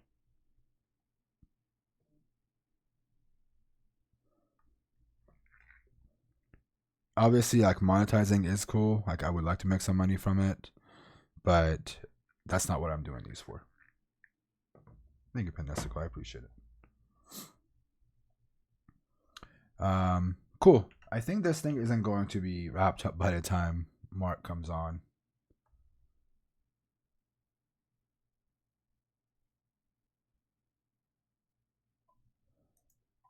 Not hacking related, but are you still doing keto? No, I stopped keto. I'm ashamed of admitting. No, I'm kidding. I stopped keto. It's the holiday season. Like, I tried to go through Thanksgiving with keto, didn't work. I tried to go through this past couple of weeks with keto, it didn't work. I think 2020 is going to be a rough year with. Yeah, it's gonna be hard. It's gonna be hard to do keto in the holidays. Will you apply for Twitch partner? I don't know. I applied. They told me that I've done a great job with my channel, but it's not enough to become a partner. So I might do it again next year. I don't see a benefit to becoming a partner, honestly, but I might do it just to have that check mark next to mine. I did intermittent fasting. I do that with keto, actually. So I fast in the mornings up to 1 o'clock, 2 o'clock, and then I go with keto. Mixer, maybe. I have a really good following on here. Honestly, I have 5,000 something followers already. I don't know if I want to go to Mixer. I thought about doing YouTube, but I don't know if the demographics on YouTube will be willing to support a live channel, if that makes sense. Bitco, thank you so much. I appreciate it.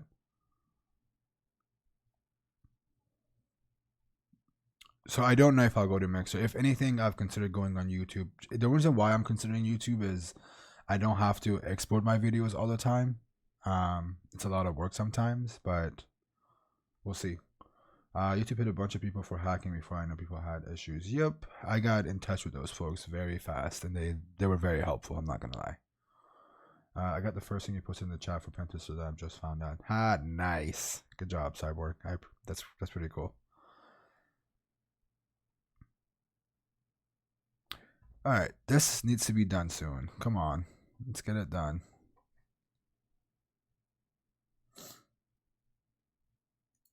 I'm also thinking of our Patreon for next year is another thing I want to work on. But honestly, like I don't have a whole lot of time. I'm trying to find a few folks to help me out also. But I'm thinking about doing a Patreon. A lot of people have asked me for a Patreon. People messaging me asking me to do one-on-ones in return for money. I can't do that. I don't have the time to do it for a one-on-one. Even no matter how much your money is, the money isn't the issue. It's just the time. So I may do a Patreon.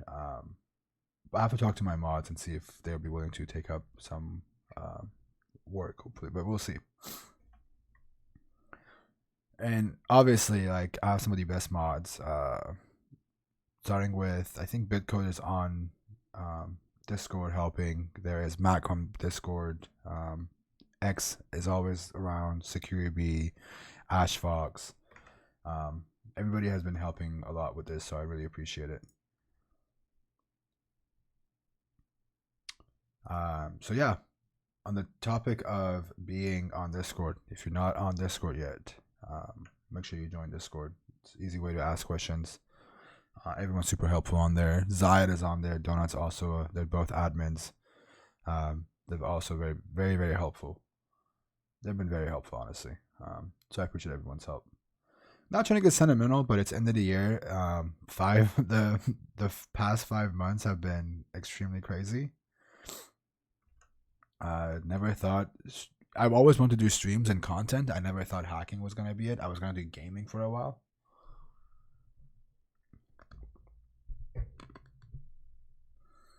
Zayed is really good at answering questions. I don't know what that. I don't get that man. I don't get him. I want him to come on my stream so bad, but I don't want to pressure him anymore.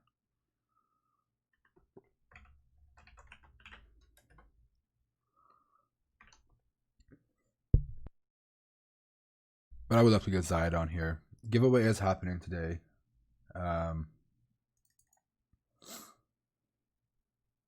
I still have a few more to give away. There's more giveaways coming. It's not this. This is not the only time. He has his reasons, definitely. But I love Zayed so much. Like, he's been such a big part of my. Zayed has been such a big part of my bug bounty career. Him and Yobert have played a very big role, directly and indirectly. And there's a few other folks that I want to bring onto my stream, hopefully next year. But I don't think Zayed understands the impact he's had. He's a very humble dude. And he just, I don't know, I want to get him on here. He could bring so much value. So I'm going to keep bugging him. Hopefully he'll give in eventually and do it. Albino Wax would be pretty cool. Yeah, that'd be really awesome, actually, if I could get him to come on board. I gotta reach out to him and see what he says. That'd be really dope, actually.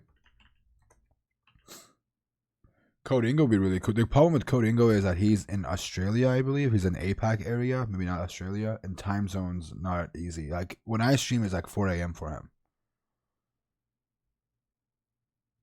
Pun intended. Stoke has been ramping up, getting situated. Yeah, Stoke is doing some really cool stuff. He's working on some really cool stuff. Stoke, myself, and Cybermentor are working on a personal project. Stoke isn't fully bought in yet, but we have some really cool stuff coming out together too. I gotta bring. I'm bringing Stoke back into the stream again next year as a part of it, because I never did a full-on interview with him, and I think it's only fair to have an interview with Stoke again. He's also been an awesome dude to be friends with. Doggy G has already been done. Go to youtube.com. I'm sure someone's gonna link it, but his is one of the most popular interviews I've done. So if you want to check it out, it's on YouTube.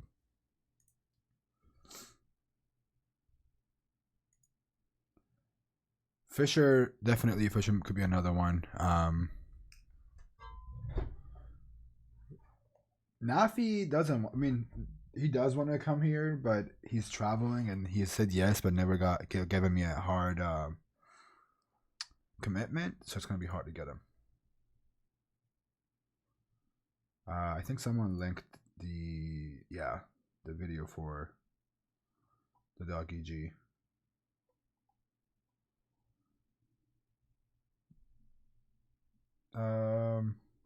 Cool. This should be done soon. Come on, Bitbucket. Ooh, what's this? Oh, it's not up. Weak.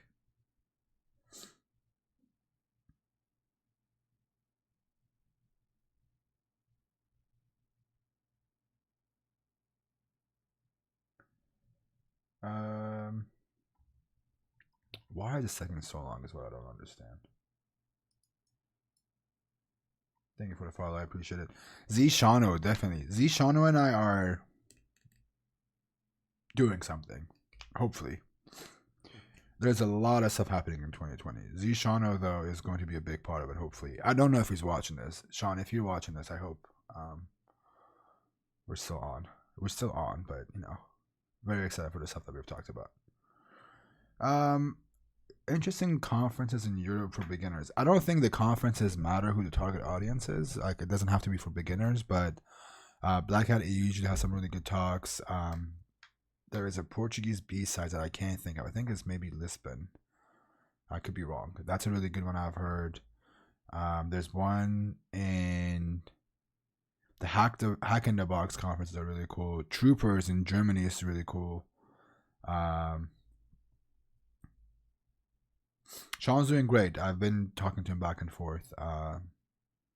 He's doing okay. He's just taking a break. People need breaks once in a while. Breaks are good. Can I invite Santiago? You guys should go tweet at Santiago and tell him to come on my show. I can't make it to Goa. I wish I could. I really want to come to Seaside, B-side, Seaside, and go to Goa for NoCon, but unfortunately I can't. As much as I want to, I won't be able to make it. But I do have something in mind when I come to India, something cool that I want to do. I promise at one point I will come to India. It's just not right now. Please soon. I don't know if it's Santiago being shy or what, but he's been hiding from me, man. I don't know what to do.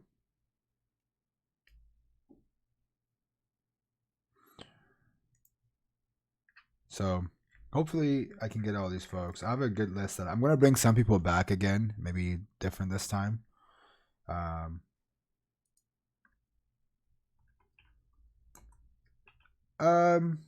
Traveling depends on who you're talking to. Like, when I travel for work is very quick. I go in and out. Personal travel is definitely like something different. Like, I can't get I don't get tired of traveling. I love traveling. I grew up traveling, and I'm really happy that I got to see these places that I have seen. Who doesn't like traveling though? It could be draining, don't get me wrong, but holy crap, thank you for that. I appreciate it. Inverted Doggo, I appreciate it. Why does that name sound so familiar? But thank you so much, I appreciate it.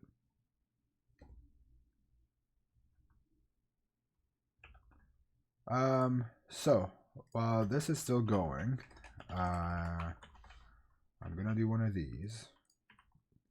Ooh, Insider PhD, very good. I'm down with that. Ash, you're always. This is why you impress me every time, Ash. Yes, 110% yes, an absolute fuck yes. I want Insider PhD on here. Absolutely. She should definitely be on here soon. Did anyone get that last quote that I just posted?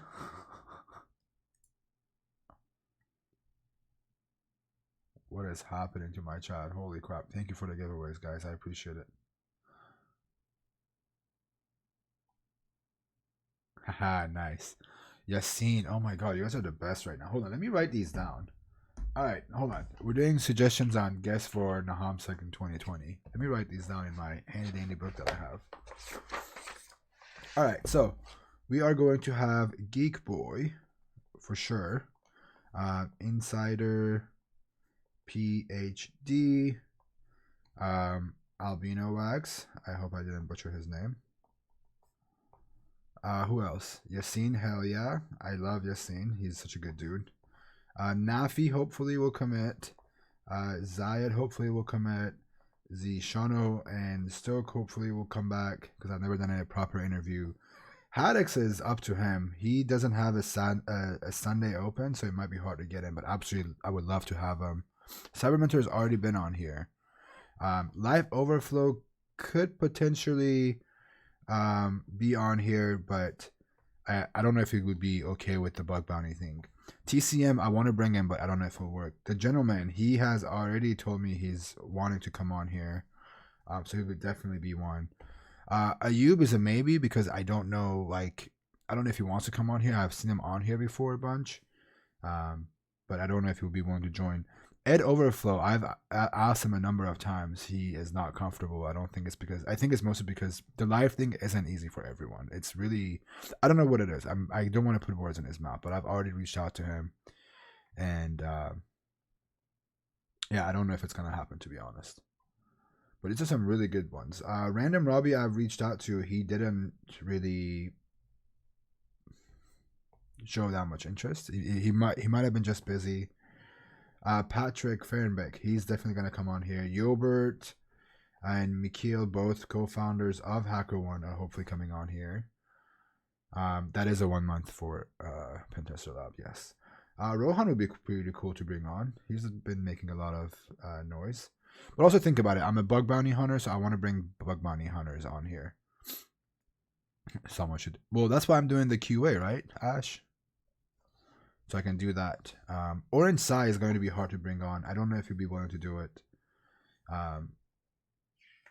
Same thing with file descriptor. I might have to reach out to him and see if he's down.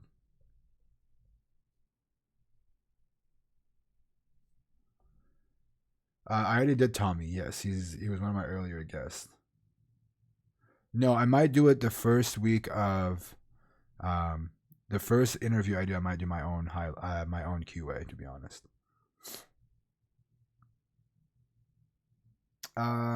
Peter has already been on here. Why do I look like Santa? Because it's coming up. Because Christmas is coming up. Jaworski's already been on here. You guys should go and look at the videos on YouTube. Sorry, CyberGod. I'm sorry. I posted it. Oh, Alyssa. Yes, Alyssa was supposed to come on here a while ago. It never happened. But Alyssa's definitely one that's going to come on here. Fisher, absolutely. Holy crap, you guys helped me source 1, 2, 3, 4, 5, 6, 7, 8, 16. We have 20. So I have 20 weeks of content. Hackersploit. That's the guy that has a YouTube channel, right?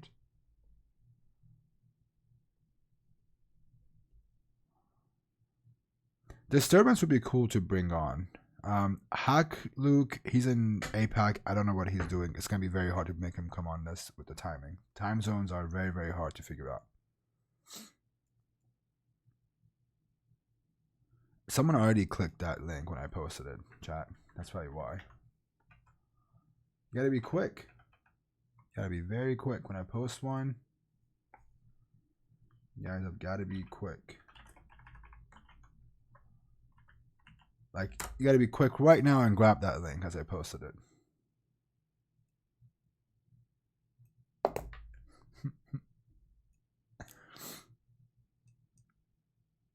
Invite me, put me in, coach.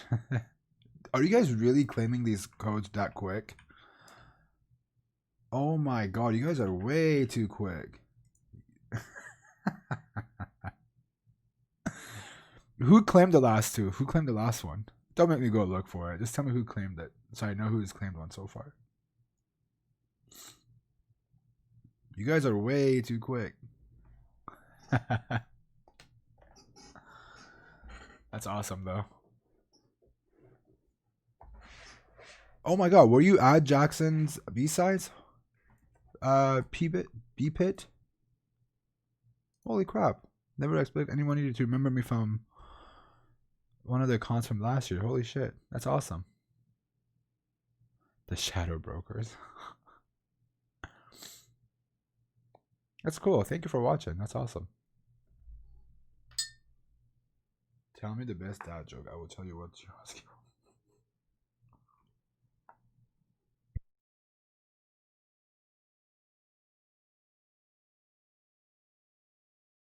Damn, you guys are way too quick.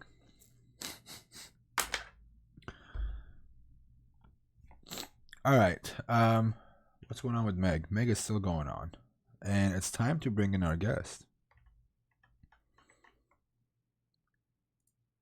Is everybody ready for my next guest? Is what I want to know. Are you ready for this next person to come on board? And let's see. Oh, Mark is already ready. All right. Let's bring on the volume. And let's do this. All right, let's do it. Hey, Mark, how's it going? Can you hear me okay? I like that you're prepared with a beer in your hand. For people that don't know, you're in Hawaii right now. You guys are doing Hack 5.0? Or did? Yeah?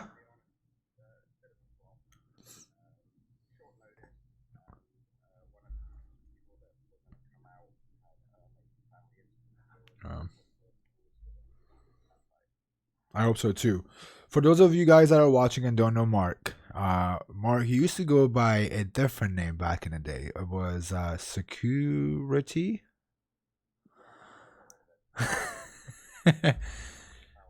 So Mark has been one of the first hackers with bug bounties. I think you were number one, or still are number one on Yahoo's bug bounty program to some certain degree.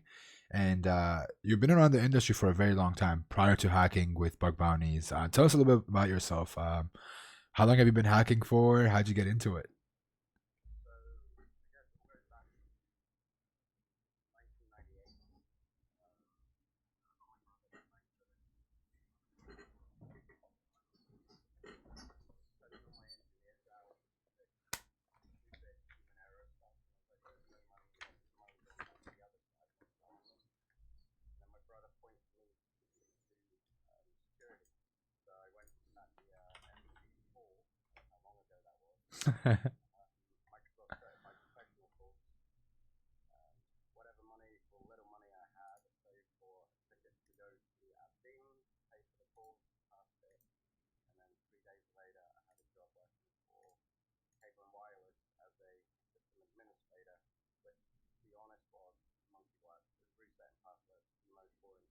Wow.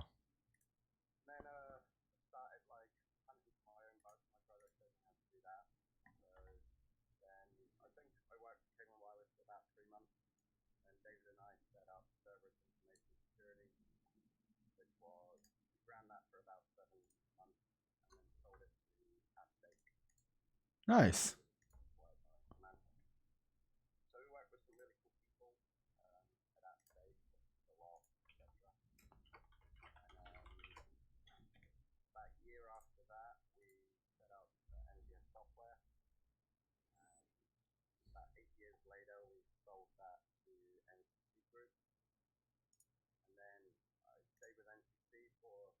Years, and then we agreed to both part ways and bug bounty. I realized there was money to be made. I thought it was like a gimmick to begin with. Right. So Yahoo, actually my first bug was on Yahoo. I threw it in. It was like throw the fishing line out, see what happens. And nothing happened for a while. Then I got this email from someone called Mikkel. And I was like, who's this dude? And it was like, hey, we've got some money for you. Do you want it? I was like, absolutely. And then I realized there's money to be made in bug bounty. And it all started from there, basically. So I fucked up when we first started this. My system has been messing up with sound for the past week. Most people missed the intro up to a bug bounty program. So for me to recap it, you were selling computers with your brother. Your brother introduced you in security. You guys started your own company. You sold the company to a company that was later on bought by Symantec. then you hear from bug bounties. I want to know how you heard about bug bounties more. Like, where did the bug bounty thing come into your journey? Well, I actually wrote a business plan to set up my own bug bounty program. This is prior to HackerOne launching, and I believe Synac as well. I sent it out to a bunch of people. Nothing came of it. And that's when I saw that Yahoo was going to, I mean, bug bounties were around before the platforms were. I mean, you had the likes of Google and Facebook, etc. So when Yahoo announced theirs, the whole T-shirt gate thing, which is kind of amusing, but that's when I thought, well, you know, Yahoo's a great target. Let's go after that. So I tried that one, and you know, that's when I got the email, hey, we've got some money. So I figured, you know, you could actually make a full-time occupation out of this, and that's what I did for, I think, about 4 years. And then I obviously joined Verizon Media, well, Oath, then Verizon Media. Yahoo, Oath, Verizon Media, right? Yeah. Curious, like, you are one of the only folks who, not only you're a $1 million hacker, you were a part of bug bounties before it was even a sustainable business, right? Like back in 2014, 2013, when there wasn't a lot of programs, you went from a hacker to being behind one of the biggest programs out there. Did that change anything, like your perspective, your experience as a hacker? Did it play any role in that? Like when you went and became an employee at Verizon Media? I'm not sure I understand the question, but one of the reasons why I joined Verizon Media was, I'm sure you were there at H1415, it was a couple of years ago. Chris Nims got up and did like a 10, 15-minute, you know, spiel. And I was like, damn, there is a CISO who gets bug bounty, is 100% behind bug bounty. You know, it's not just a marketing gimmick. You know, some companies actually use it as marketing. And I was like, if I could ever get a job, the only job I would take would be if there was someone supporting bug bounty like Chris Nims. So I threw a random email out there, and a couple of days later, I ended up with interviews, and long story short, here I am now at Verizon Media. So for those of people that don't know, Chris Nims is CISO at Verizon Media. He actually was one of the people that was involved in that huge 415 event. And for those of you who don't know, again, Chris Nims is the CISO currently at Verizon Media. I think him and Justin Kalmus are the only two CISO that I've seen being heavily involved in their own bug bounty programs. But the original question I had is, how did your perspective on bug bounties change now that you are a part of a bug bounty team? Did anything, your approach change, the communication change, anything you go, oh shit, I never knew this was a thing being on a bug bounty side? Did any of that come into play at all when you joined Verizon Media? Yeah, so a couple of things. First, I did not appreciate how much work goes into, you know, so you're at your end, you find a bug, you submit it, and the chain reactions that can be caused from a single issue that you report. And we're on the other side going, hey, dude, where's my money? Is this bug valid? Blah, blah, blah. But the amount of work that goes into a bug on the other side is, some of it's like truly amazing. So I was a lot more appreciative of the work that's done on the back end. There's meetings all day long. Obviously, Verizon Media takes bug bounty extremely seriously. So there's lots of analysis done. There's lots of work done from the secure software development lifecycle. A bug comes in, how can, you know, what's the root cause of this? How can we determine, you know, if anywhere else is affected? How did it get through? You know, how did this bug get past everything? So there's a lot of that goes into it.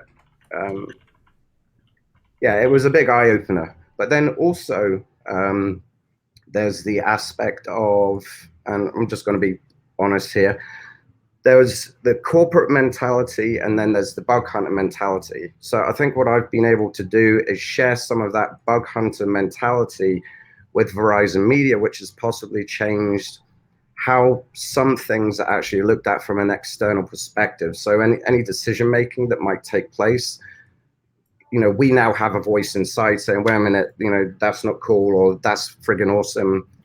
So I think that's possibly what I bring to Verizon Media. Is I still consider myself as one of you guys, or Absolutely. one of you women. But I still do work for Verizon Media, but I'm their champion in your corner. I bet having that as an internal asset is very valuable to them, right? Having someone who has worked with hackers or was one of the hackers or still is a hacker brings a different perspective to them. Whether if it's like bounty amounts or scoping or, you know, assessing the impact, I think that is very valuable to have someone on their team like that. I don't think most companies have that. Well, I don't know. There's quite a few of them now. I mean, you've got Joel at Yeah. Uber. You had Nate at Dropbox. Now he's elsewhere. And like Right. you say, Justin, there's actually a lot of people who actively do bug hunting that are now finding themselves in working for the other side. But hopefully, well, I'm going to say confidently, they still have the researchers back. Yeah. It seems to be a growing trend.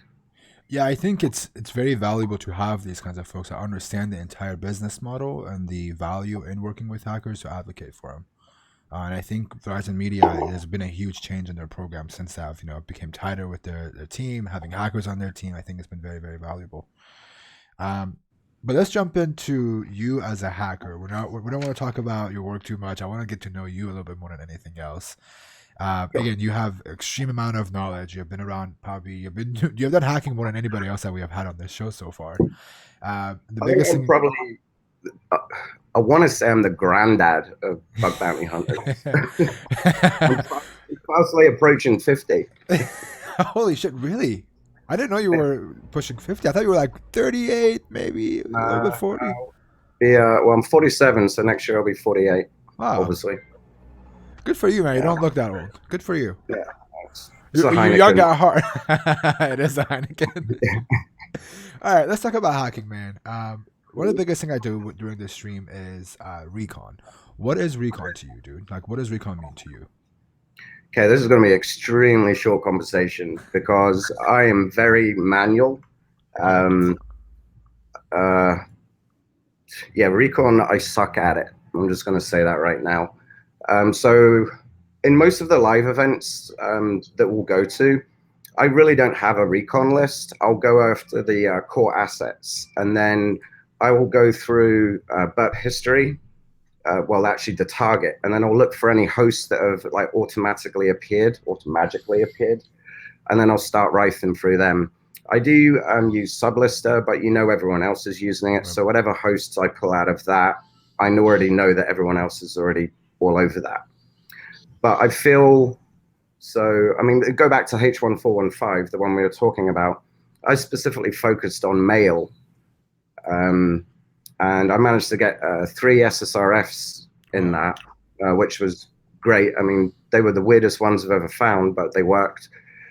So I just focused on the core targets, ones that have like monetary impact to a company.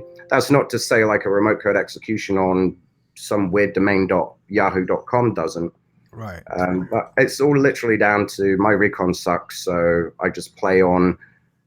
I mean, thankfully, you've got someone like yourself throwing out open lists like Tom Nom. I know a whole bunch of you share your recon data, which I appreciate, although I can't hack on Yahoo, so it's no use to me.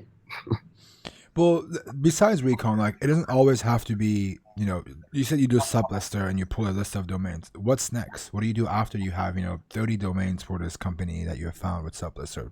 Where to next? I'll play with the application. I mean, if you end up with a subdomain that has a 403 or is coming back with a 405, then obviously you try to put a post, to try and find some valid endpoints. But the majority of my time is spent learning what the application does, what would be an abuse. So almost give it a quick like threat assessment. This is the target. What is its function? What would be considered a valid bug here? And then just start dicking around with it until I understand the application, what the permission models are, what types of different users you can have. And then obviously you have one company, then you go and set up another org or account, whatever it is. And then you start playing between the two to look for horizontal privilege escalations, vertical privilege escalations, which is essentially IDOR. That's what it's boiled down to. Yeah. And that's where I'll focus. And the reason why I spend a lot of my time focusing on that is because I know everyone else is running all the functionality of Burp to find them bugs. And Burp, I mean, I guess there's some add-ons now, I believe, that can do this. Yep. But it's, as a human, you're going to find bugs that Burp isn't going to find. But obviously, Burp finds the known issues, out there. Before I jump into more details, I completely forgot to ask you. You said you have you got certificates, but before we go into the certificate topic, did you go to school for any of the stuff that you do? Like, did you get a college degree for computer security? No. So in the UK, you have these things called A levels. So you'll do all your normal exams up to the age of 16. And then between 16 and 18, you can opt to do A levels, which is a 2-year study of a particular discipline that you want to do. So I chose computing science. Okay.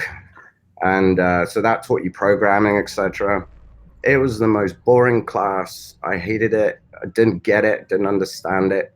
And to the point, after 2 years of wasting my life on it, I got a U. A U essentially means ungraded. Like, oh, shit. My score was so crap, it was a U. So I think that means like less than 10%. And so that's my education. I mean, I've put it out there. I can't program for shit. We'll get into that afterwards. Keep that for later. We'll definitely drill into that. Yeah. What about certificates? Do you have OSCP, anything like that, or just everything you've learned is on your own? Just everything I've learned is on my own. Well, not just on my own. It's like reading all the stuff that you guys have done. Obviously, I had my brother. He was a great teacher. And then it's just, I mean, I would sit back in the day with a server and a client that were like networked together. And I'd sit there. We had a tool called NGS Sniff. And I'd look at all the traffic going back and forward. I mean, this is how manual some of my shit was. I would then, because we couldn't update the content length. It's not like Burp nowadays where it immediately updates the content length, when you're trying to add new data in. I would literally have to count all the words that I'm sending to try and come up with the content length and then craft a manual post using Telnet to then try my attack. That's how, I mean, yeah, I can't program. If I could have programmed, I would have figured a better way to do it. But that's how I used to attack stuff. And then file format issues. I mean, I've had a whole bunch of 0 days that I found, way back in the day. But I would use Ultra Edit and literally try and figure out where offset sat and then count all the way down to where the offset was and go, oh, looks like some type of string that's going here. Then I change the offset to try and set it as 65535 bytes. Now what happens? Do we overwrite some type of buffer or, anywhere on the heap? Then I extend the string longer within the actual binary file. Just, it was trial and error. I think at NGS, I think they used to call me the human fuzzer. So I bet you and a lot of these manually did help you learn a lot more than you would if you automated it, right? Well, yeah, because you have to sit and actually figure out what you're looking at. And when you're looking at EFA, basically the whole hex array, and you're looking at a 1 megabyte or 5 megabyte document, that's a lot of nonsense to look at. But you just got to figure out where the offsets are. And I think that's also like a very valid point for bug bounties, right? Like people that go and just use scanners to find vulns versus the people that are doing it manually. People that are doing it manually without, Burp or Kunadix or all these different scanners are finding better bugs because scanners miss things, and because it's automated, they don't understand what's going on. They're not learning these different topics, right? So yeah. I think the manual approach has its own benefits. But on the topic of not coding, you've been very, very open about this, that you don't write a single line of automation. You do everything manually. What role does coding play when it comes down to hacking and specifically bug bounties? Do you think coding is a requirement? Well, I think I've proved it's not a requirement, but I would highly recommend that you do code. Because you'll find shit a lot easier. I mean, some of the tasks I try and do manually, if I could code it, then I would code it and have it go off and do it for me. So while that's running, I can be then using my own skills looking at something else. I mean, bug bounty is about making money. Right. Yeah, and we make the internet safer, but if there was no money involved, no one would be doing it. So talk to me about how did you understand, how did you learn all these different complex attack scenarios, vulnerability types without actually creating web apps or knowing these things? You know what I mean? Like that you have to, for you to be able to be successful, you have to understand these different vuln types in depth. And Hello? so, sorry, that was completely my bad. I was coughing. So, for Oh, someone who doesn't code, like you have to understand these bug types in depth, right? Like you have to understand how this bug works. Like SSRF is a great example. If you don't understand how SSRF works, you won't be able to fully exploit it. So if you don't have that experience of coding, how did you understand all these vuln types? Like what helps you get better and be able to find and identify these bugs so quickly? just I guess experience or literally sitting figuring out what is this doing? What if I did this? What if I did that? I So mean, I had a bug on Yelp, I think it was, and it was like really, really bizarre. I think back at the time it was the number one bug, but it was literally what happens if I do this, and it just caused essentially the user to be consistently locked out. So we could target a whole bunch of users. Again, like if you could code, you could just extract out all the different user IDs. Then you could manually, well, not manually, you could probably use something like Intruder then to go and ride through 100,000 Yelp users, and essentially you would lock them out. They wouldn't be able to log in. Each time you would sign in, you get a 500 internal server error. But that was just like, what happens if I try this? So things like SSRF, I mean, it's server-side request forgery. So what is it? It's basically a browser on the server, for a lack of a better expression. So if the server is behind a firewall or it's making a call, it has different permissions than your browser on your machine. So it's able to reach things that you can't personally reach. It's just, I guess, breaking everything down into the simplest form to understand it. what were some really good ways for you to learn these? Like, were you just purely reading write-ups? Like SSRF, when it became a thing years ago, I remember you were one of the first people that was always finding SSRFs. How did you stay ahead of that curve? How did you learn all these different things for SSRF? Well, a lot of the new stuff that I found has been reading other people's stuff. I mean, I don't claim to know everything. This is why it's a great community. Everyone's like sharing, and they put the stuff out, and I go, damn, that's fucking clever. So let's try that way. I mean, one of the ones I did find that I thought was cool was the SSRF in Twitter that I used an X-link within a remote SVG file. So first off, it was remote. I had to send it out to my server where I had the SVG file, and in there was an X-link, and the X-link pointed back to an internal resource. And that was SSRF in a tweet. I mean, it's the whole functionality of Twitter is to send a tweet, and to get SSRF within a tweet, that was probably one of my better bugs, just because it's the core functionality of a company. Yeah. Do you have any recommendations for new hackers? Like any advice, any recommendation of what to do for people that are getting started who don't have a lot of programming experience but really want to get into bug bounties? Well, I think nowadays things are a lot easier because all the information is literally out there, and things like Bug Bounty Forum, everyone's willing to like help each other. Well, more so now than before. Um, there's all these live streams. There is a wealth of knowledge on the internet. I mean, if you want to learn SSRF, you just type in SSRF and you'll find, God, hundreds of thousands of references to it. XXE, same again. There's just so much more information available that literally anyone can get into it. My question for you is: do you play CTFs or did you ever play any CTFs? No, never touched one. Do you think CTFs have a value for new hackers to learn? Do you think that's a good path for them to play CTFs to learn how to get started in bug bounties or hacking in general? Um, I'm not going to disagree with it. Having not done one, I can't say that. But I mean, I've read everywhere that everyone loves the CTFs. I would, me personally, I would focus on things like the online labs. So like Portswigger has online tutorials. You know the bug is there. I mean, obviously CTFs, the bugs are there, but I would go and play with these types of. I mean, I think HackerOne is it HackerOne 101 or something Hacker like that. 101, yep. Yeah, so you have online labs. There's Portswigger online labs. I would recommend start there. And because I'm all about the money, I would go learn my stuff there. Then I go and shoot straight for the likes of Yahoo, Google. Well, there's so many choices now for online bug bounties.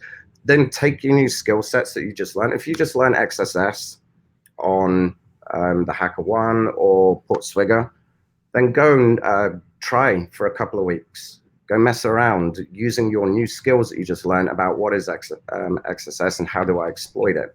Then you actually make some money. Then go learn something new, SSRF, XXE. But while you're doing that, I would recommend probably save your burp states, because once you go and learn something new, you can then reinstate that state. And now you're looking for SSRF. So you know you have the classic image equals or URL equals or file equals, page equals, and you're looking for anything that might reference some type of URL, you know, whether it's server-side request forgery or whether it's going to be an open redirect, both are worth money. Speaking of burp, do you use burp regularly? That's all I use. But do you use any different plugins on burp, or do you just use a vanilla burp? Vanilla burp, I use the logger. I like the logger. Which logger? Let me. I have burp right here. I use Logger plus plus. And what does that do? It basically logs all the traffic, you know, that's being sent out. I'm trying to get as, what do you use Logger for? Like, what do you do on top of using it? Do you get all the traffic, then what? A lot of the time, I'm wondering if stuff is actually working, but then I can pull it up and actually see, you know, oh, this request was sent out. I clear my history a lot. So I'll go in, let's say I'm doing attacking a JSON endpoint. I'll literally go in, clear my history out first, then make the request, then go in and then find the request I'm looking for, right click and send to repeater. And then I essentially do all my hacking through repeater. Yep. Same. I think repeater is the only reason why one of the main reasons why I've purchased burp, to be honest. Yeah, repeater is awesome. Yeah, I agree. So you say you use burp. Do you use any other tool? You said Sublister is another one. Any other tools that you want to give a shout out to that you've used? Yeah, I've tried Alt DNS. I don't seem to have much success with it, so I think my word list sucks. And I get bored.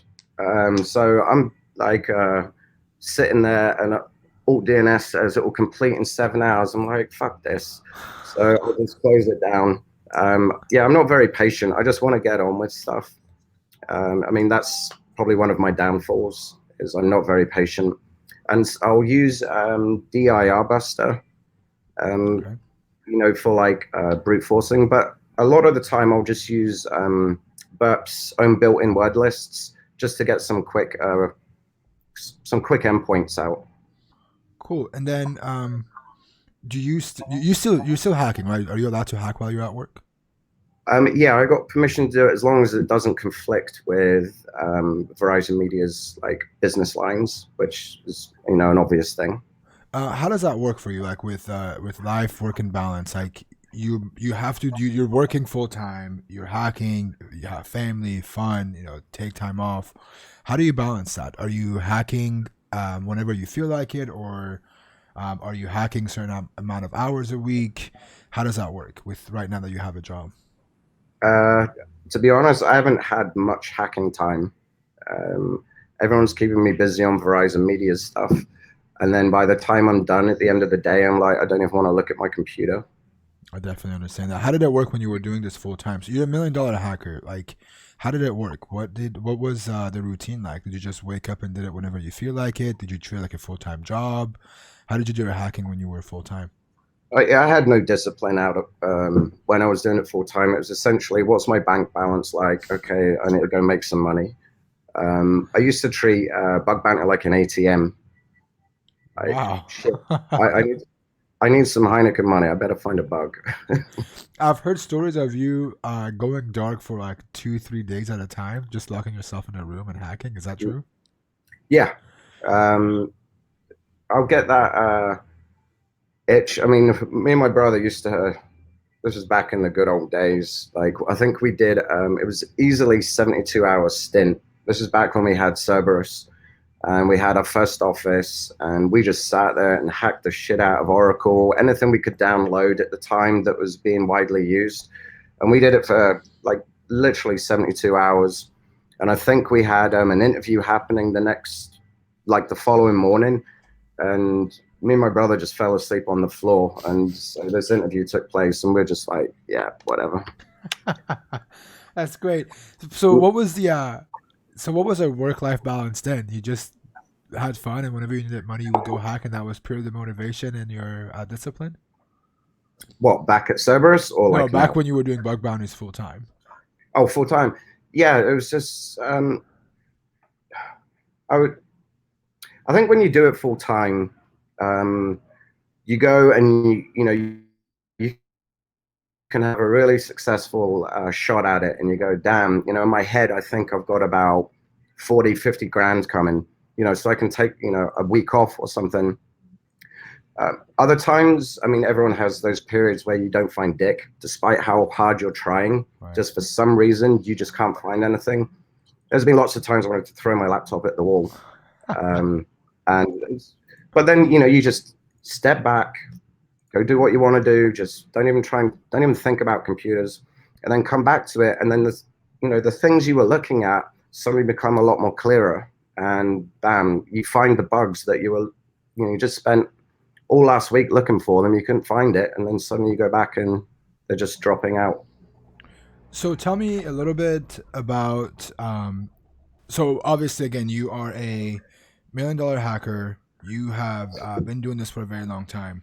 What are some things you have learned, like some experience that was super valuable to you that you can share with hackers who want to, there's hackers who want to be the next $1 million hackers.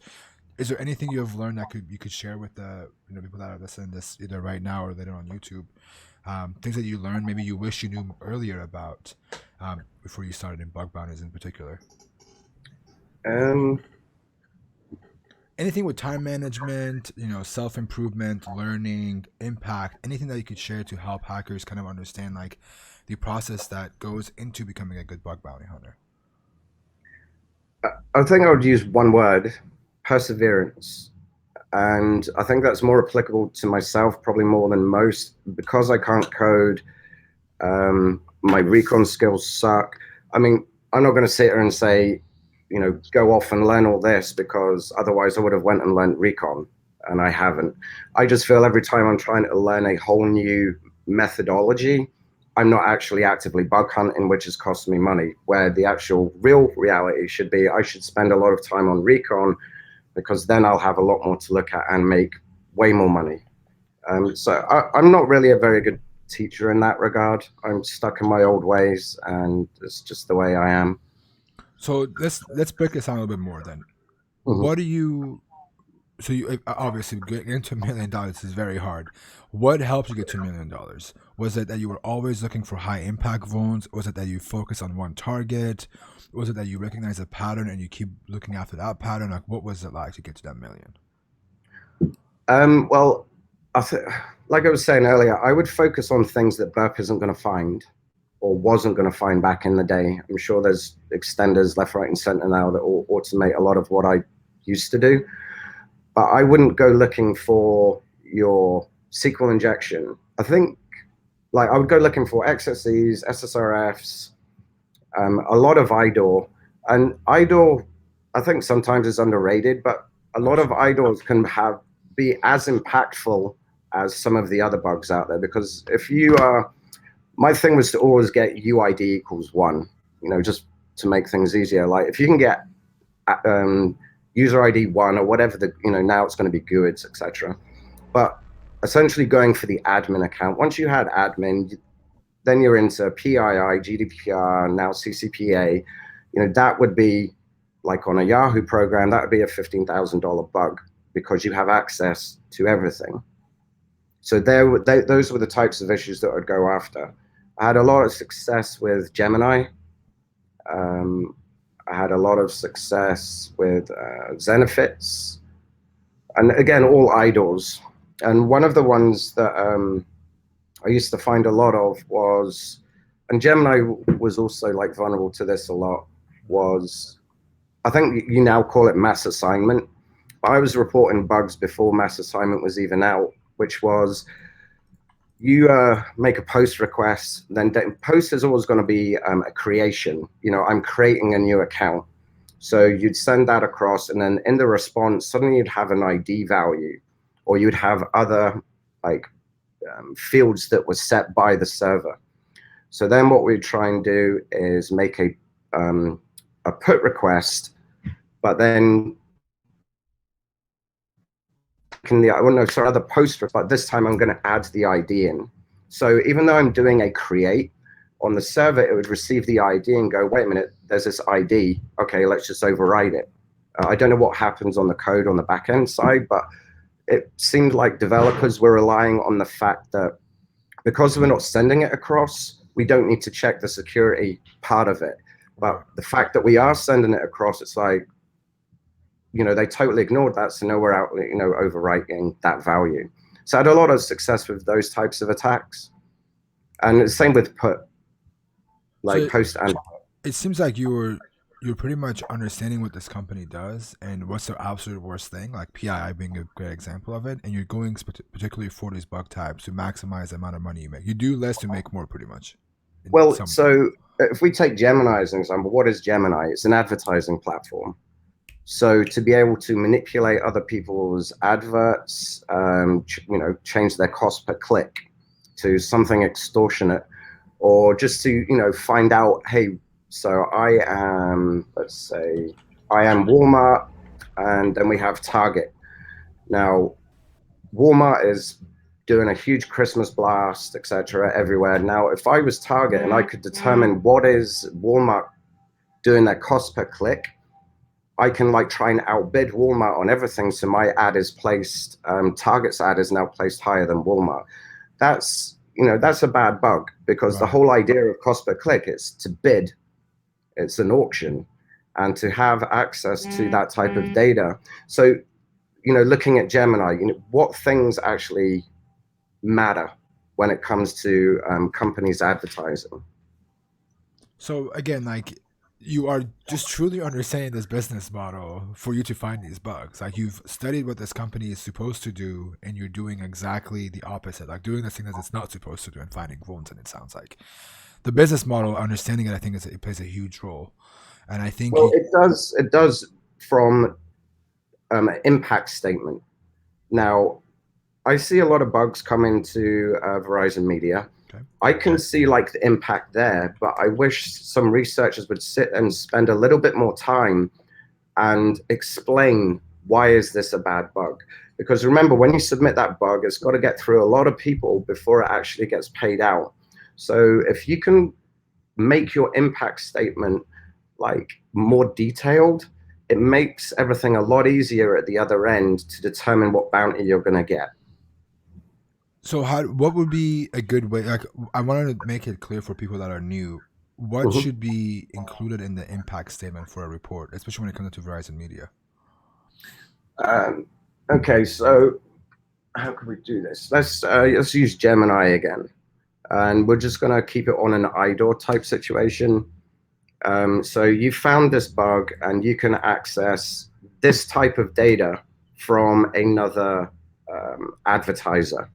First, you want to find out, what is this data you're getting? So research, look at the developer documentation for Gemini. What is this data? What does it actually mean? And based on your interpretation, you can then figure out when this is pretty bad, or no, this is medium. But cut and paste some of that, not all of it, just the relevant part out of develop a documentation, stick it in there. I mean, it might even say, this data is private.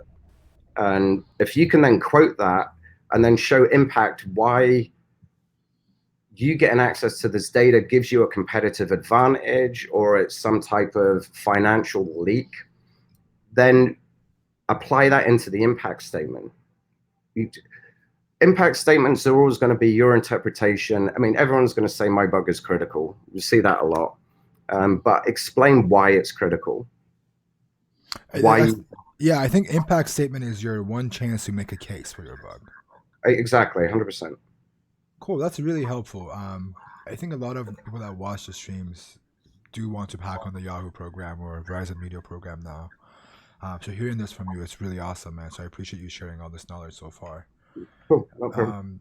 Let's talk about live hacking events. You won the first time ever live hacking event that HackerOne ever did in that tiny little suite in Las Vegas.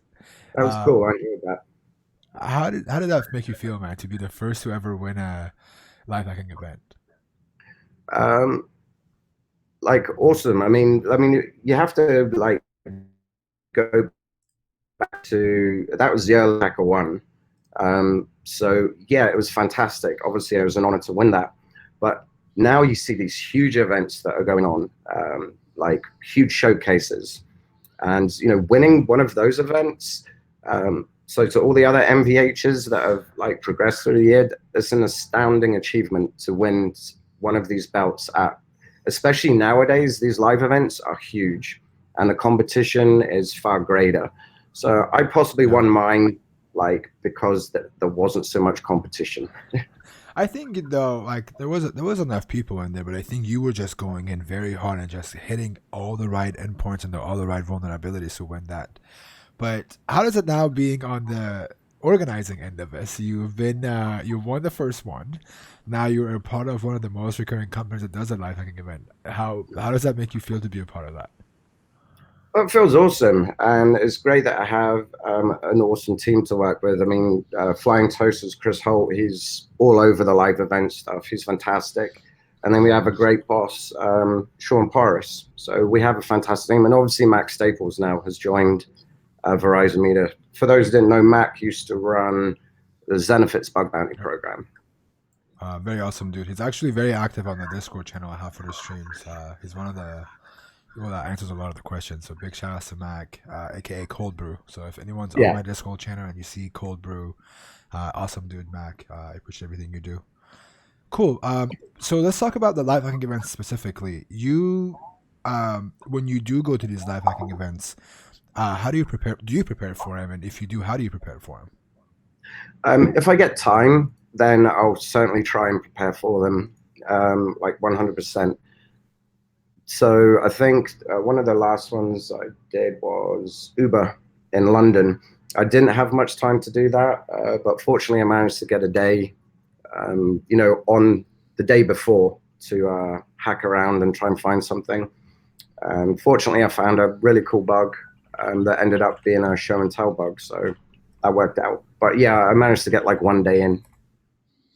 What kind of stuff do you do to prepare, because live hacking events seem to be one of the hardest things to prepare for, right? Some people have never seen these targets, ever hacked on them. You have 1 week to learn everything about this target. What are some stuff you do to prepare for these live hacking events? Well, it would depend on the scope. I mean, if it's a star dot, then this is where everyone needs to be reading all your stuff and all the other people who are great at Recon, like Shubs, Nafi, etc. So reach out to those people, try and get some help, some pointers. Then I guess just figure everything out as quickly as you can. So has there been a time when you've gone to a live hacking event completely not unprepared and still found bugs? Well, that would be the first event that we ever did. That's because right. we weren't told who the clients were until we were there on the day of. Yeah, I never thought about that. We used to do the events where we didn't tell who the target was. Yeah.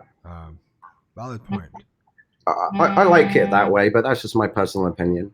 Because it's a race. Everyone is at the start line. You know, some people have full-time jobs, other people don't. So yeah, we have this recon period, but the time that people can invest to it isn't necessarily even across, you know, the playing field. Whereas if you have a live hacking event where target isn't announced, but it's announced like right there and then, I think for something like that, you would have to stay focused on a specific asset rather than a star dot. So maybe something, as an example, thank you. As an example, you would do something like your target is mail.yahoo.com, go. So you don't have to do all the recon. You know what the target is. You just go at it. But that, I mean, that's up to HackerOne, I guess. But that's just my personal opinion. Yeah, I think both of them honestly have their own benefits. I see both sides, and I agree both of them are like, I miss the days when we didn't have the target announced, but I also see the cool stuff that comes out of us announcing the target, or like the challenges you guys do. You know, giving him a week to look into those really hard challenges or one-off bonuses are really important. So I definitely get there's two sides to both of them. There's both have benefits of their own. Yeah, and also from a corporate perspective, we get more value. If you've got 2 weeks of prior recon on it, then we're going to get a hell of a lot more bugs, as opposed to here's the day of. So there's two sides of the coin here. But as a hunter, my preferred would be everyone starts at the start line and the gun goes off. Here's your target, go at it. I agree. Let's talk about one more thing before we move on. I want to talk about burnouts, and I want to talk about if you've ever experienced burnouts at all where you were doing bug bounties full time. How did you cope with it? Well, try not break my laptop and just go to the bar, have a drink, just literally try and forget everything. Go off, do something with my wife. That's all you can do, is just put your laptop in a drawer, just put it somewhere. Don't even think about it. It's hard to, I mean, because I was doing it for so long, I have to almost sleep with the TV on at night now, because if I wasn't, I'd be lying in bed and my head's spinning like, shit, man, what if I tried this? What if I did that? But now, you know, the only way I could sleep is by putting the TV on. So my mind was focusing on the TV and not, shit, why didn't you try this? And so, yeah, burnout is a real thing. It does happen. You just got to deal with it. Do you deal with imposter syndrome at all? In what? The imposter syndrome. Do you deal with any of that at all? What is that? Imposter syndrome is where you think that you're not good at this one thing because you're not doing too well with it. So example, when, you know, I go 4 weeks, I don't find any bugs. In my head, I become an imposter. Like, okay, I'm not good at this thing. I just act like I know everything, but I don't in reality know anything, because obviously I'm not finding any bugs. Have you ever dealt with that feeling? No, because again, it's perseverance. I'll keep going back and looking at it, going, I know you can figure this out. Just fucking work it out. If I have to go online and reset, if it's something I'm not getting or I'm not understanding what the application is trying to do, it's just a case of standing back. So I had a PayPal bug. It took me 3 days and a lot of smokes, a lot of coffee to figure it out. This is the merchant one, where I ended up having to use, I got all the way through like a password reset. I managed, it was a 4-stage attack. And on the 3rd day, I was like, fuck this. I'm just going to submit it as it is, because I can't think of it, you know, what to do. So I put it in, and obviously there was no action on it because I hadn't got all the way there yet. Mm-hmm. And the problem was, it was looking for an IP address, because you could have settings in there that say, you know, this IP address is allowed to connect. So I was like, well, I'm fucked. So I put my laptop away, went out, had a few beers, came back next day, cigarettes, coffee, and I was like, what happens if I use X forwarded 4 header?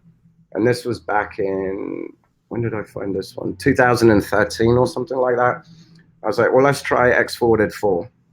So I had set everything up with my IP address, put X forwarded 4 in there, like on a fake IP address, and it like logged me in. And then I had to figure out where it came down to.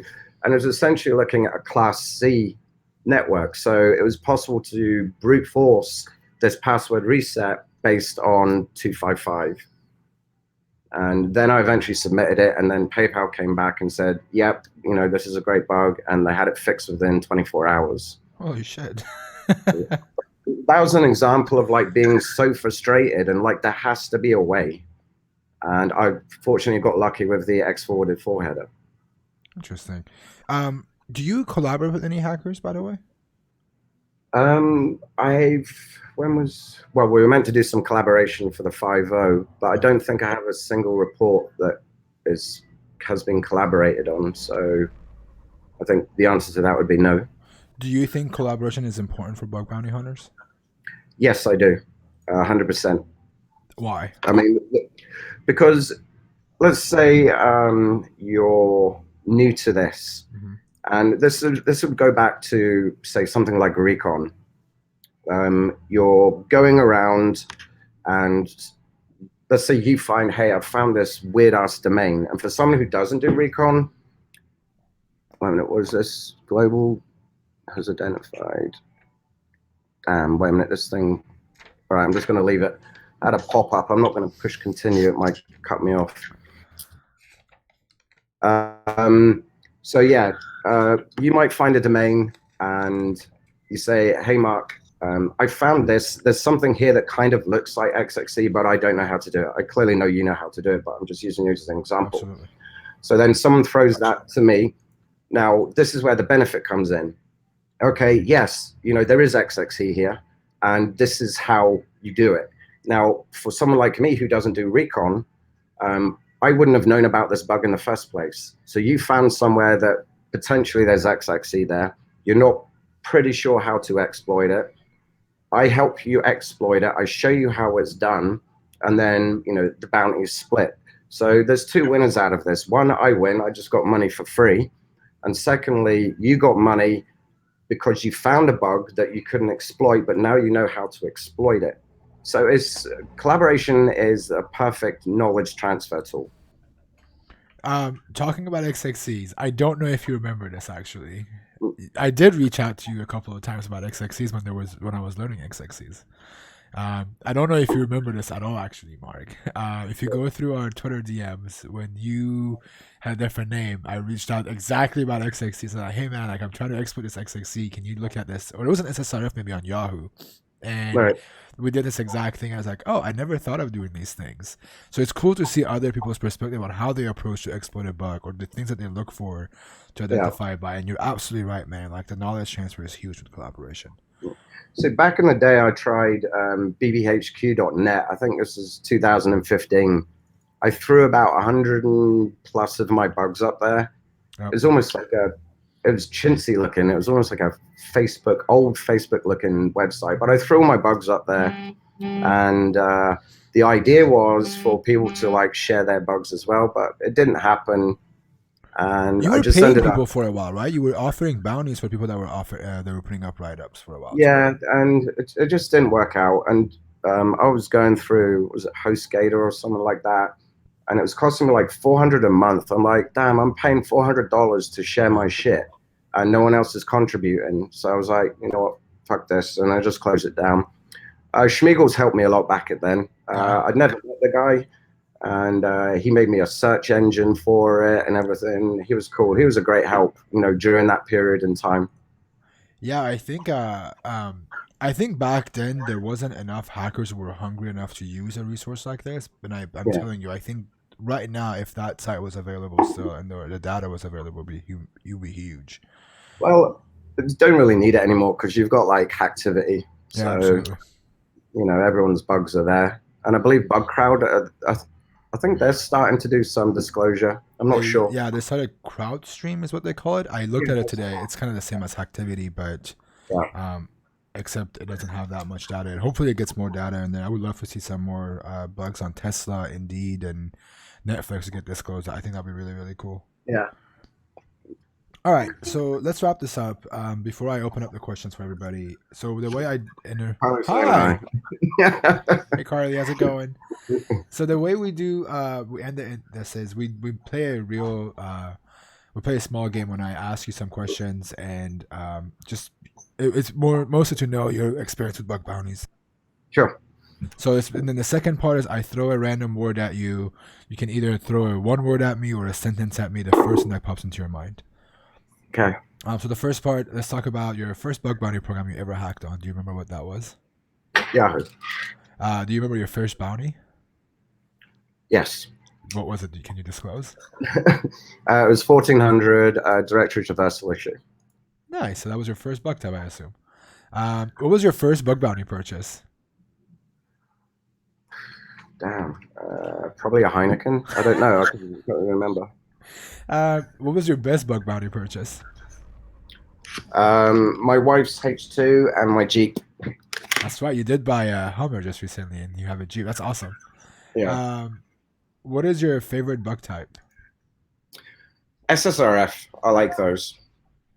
Do you want to give out any shout outs to any hackers you collaborate with or want to collaborate with? I would collaborate with anyone. I mean, there's so many awesome hackers out there. It's like I wouldn't want to name some and then someone feel left out because there are so many people. I appreciate that. What about your favorite tool? But And do you have any favorite dupes where you got a dupe of somebody else with a good bug? No dupe is a favorite. I definitely feel that. I don't think anybody has a favorite dupe. And what about hobbies, man? Like outside of computers, outside of hacking, what are some hobbies you have? Like, what do you do for fun? I like doing karaoke with my wife. I can I like definitely binge watching. Sorry. I said I can definitely see that with the karaoke. Yeah. I tell you what I do. We like doing as well is, and this is great to, when you have your burnout period, it's just binge watch a really good show on Netflix. Like just sit there and watch the whole thing. Do you have any favorite shows? Me and my wife just binge watched Witcher yesterday. That was pretty cool. Cool. Let's do the second part. So now I give you a word. Tell me the first thing that pops into your mind. One sentence, one word, whatever that is. Okay.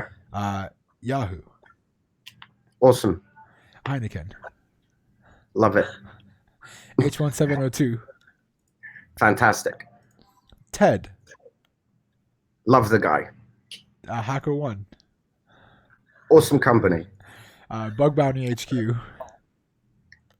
There you go. My wife just answered for you. Dog EG. Hard worker. Okay, Nafi. Pain in my ass. Amen. Love the guy, but amen. I know exactly what you want to go. No, I love Nafi too. I love the guy too, man. He's Smeagol's. Awesome guy. And then last but not least, I think this one you would be your favorite one to ask. David Litchfield. Best brother ever. That's awesome, man. I opened up the questions for the chat to ask some questions. So I'm going to go through them. This was the last set of questions. Question: how did you get in this field? Starting issues you face, and how did you manage your failures? So I got into it just, it was more curiosity. It was, when Yahoo announced it, I was like, okay, let's try it and see what happens. And nothing happened for like 6 weeks until I got that email saying we have money. So it was more of just, I stumbled across it. I'm not really sure that's the answer they're looking for, but that's like how it came out. How did you manage your failures? Like, the days when you couldn't find bugs, the days when you weren't doing anything that you were proud of or happy with. How did you manage those? You just gotta keep pushing through. Again, it comes back to that word, perseverance. Just keep sticking with it. In your opinion, which programs have well-designed bug bounty programs, and why do you like them? Obviously, outside of Verizon Media. Yeah, there's a lot of them out there. Dropbox has got a great program. Uber, again. I played on one. Amplify. I think that was the name of the program. It was the name of the product. Anyway, they were fantastic to work with. Super responsive. It was What a makes pleasure. them a good program for you? What makes a program good for you to spend a lot of time on? Responsiveness, not just simply a hack bot, saying, hey, we're looking at your report, thank you. But actually, people, when they take the time to, respond to you, I will say that Verizon Media, we do get, like a good number of reports. So it's not always, we can't always respond personally, even though I'm saying we should. But, at times it's like difficult. But the programs who take the time to respond to you and pay out quick. I mean, again, I'm not going to make any secrets about it. I did bug bounty for the money. Yeah, absolutely. And if people can pay quick, then great. I'm going to keep playing in your program because you pay quick. So you said that you shared that you don't know, you're not really big in coding, but if you could go back to the start of your journey and you could pick, start of your journey, I can't make sense of this question, but I think what they're asking is, what language would you learn if you were to go back and picked one? Like, what language would you pick?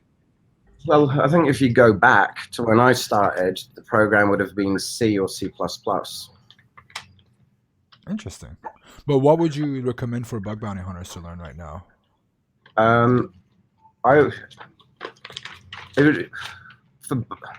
For minimal stuff, it would probably be Python. Okay.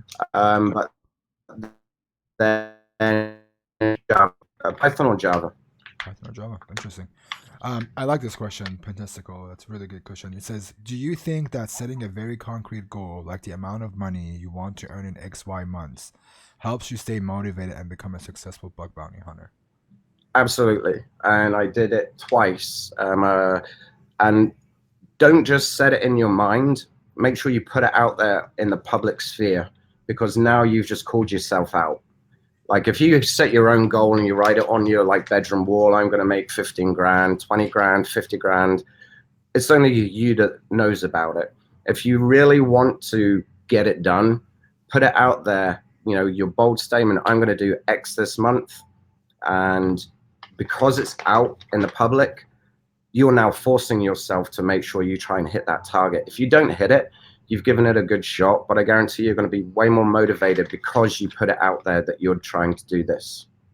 And then a follow-up to that, I think it goes well. It's did you find a bug just because you strongly believe in yourself to keep going because you knew you were gonna find a bug? Like, how many times has that happened to you when you're like, I'm gonna find a bug, no matter how hard this target is, and that's actually worked because you believed in yourself?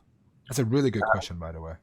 Yeah, and again, it's my favorite word, perseverance. So I picked up on a program, it was BugCrowd, it was probably about a year ago.